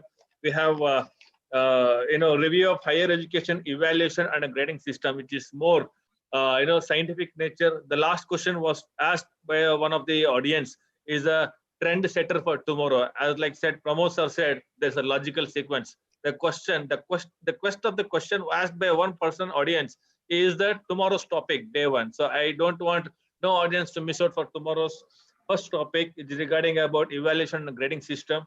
And the last topic for the conference, we have a learning and outcome based education, how LOBE can be more significant in nature for the nation's contribution. So with this, I thank you everyone, and I will hand over the baton to Amay Agrawal for further dealings. Thank you, Amay. Thank you so much, sir. I thank you all the speakers and the organizing team for this wonderful session, and thank you so much all the audience who have joined us from the YouTube, Facebook, and all the social media platforms, and are making this event a great success. In the past 4 days, our event has been attended by 20,000 plus viewers from across the India and from across the countries. And I hope that tomorrow also we will make it a grand success. I also thank Mahesh Gaikwad sir for the wonderful conducting of the program and introducing all the speakers so wonderfully, and keeping all the audiences on the edge. So we are signing off for the day. I am Amay Agrawal, the founder of SkillSlate and Zobi Studios. You will receive the feedback link in your email, and we will upload it on the YouTube description as well. If you are receiving a link again, please, it is because our system has detected that you haven't filled the feedback form yet. So please subscribe to the channel and press the bell icon so you don't miss our tomorrow's session. And also please note that e-certificates will be provided after a couple of days once tomorrow's session is over. And if you have paid the small processing fee. Thank you so much, all the audience. Thank you so much, speakers, the organizing committee, and everyone who has made this program a great success. Thank you so much. Signing off. Bye-bye. Thank you. Thank you very much. Yes, thank you, sir. Thank you. I think we are off from your live now. Am I? 1 second, sir. Just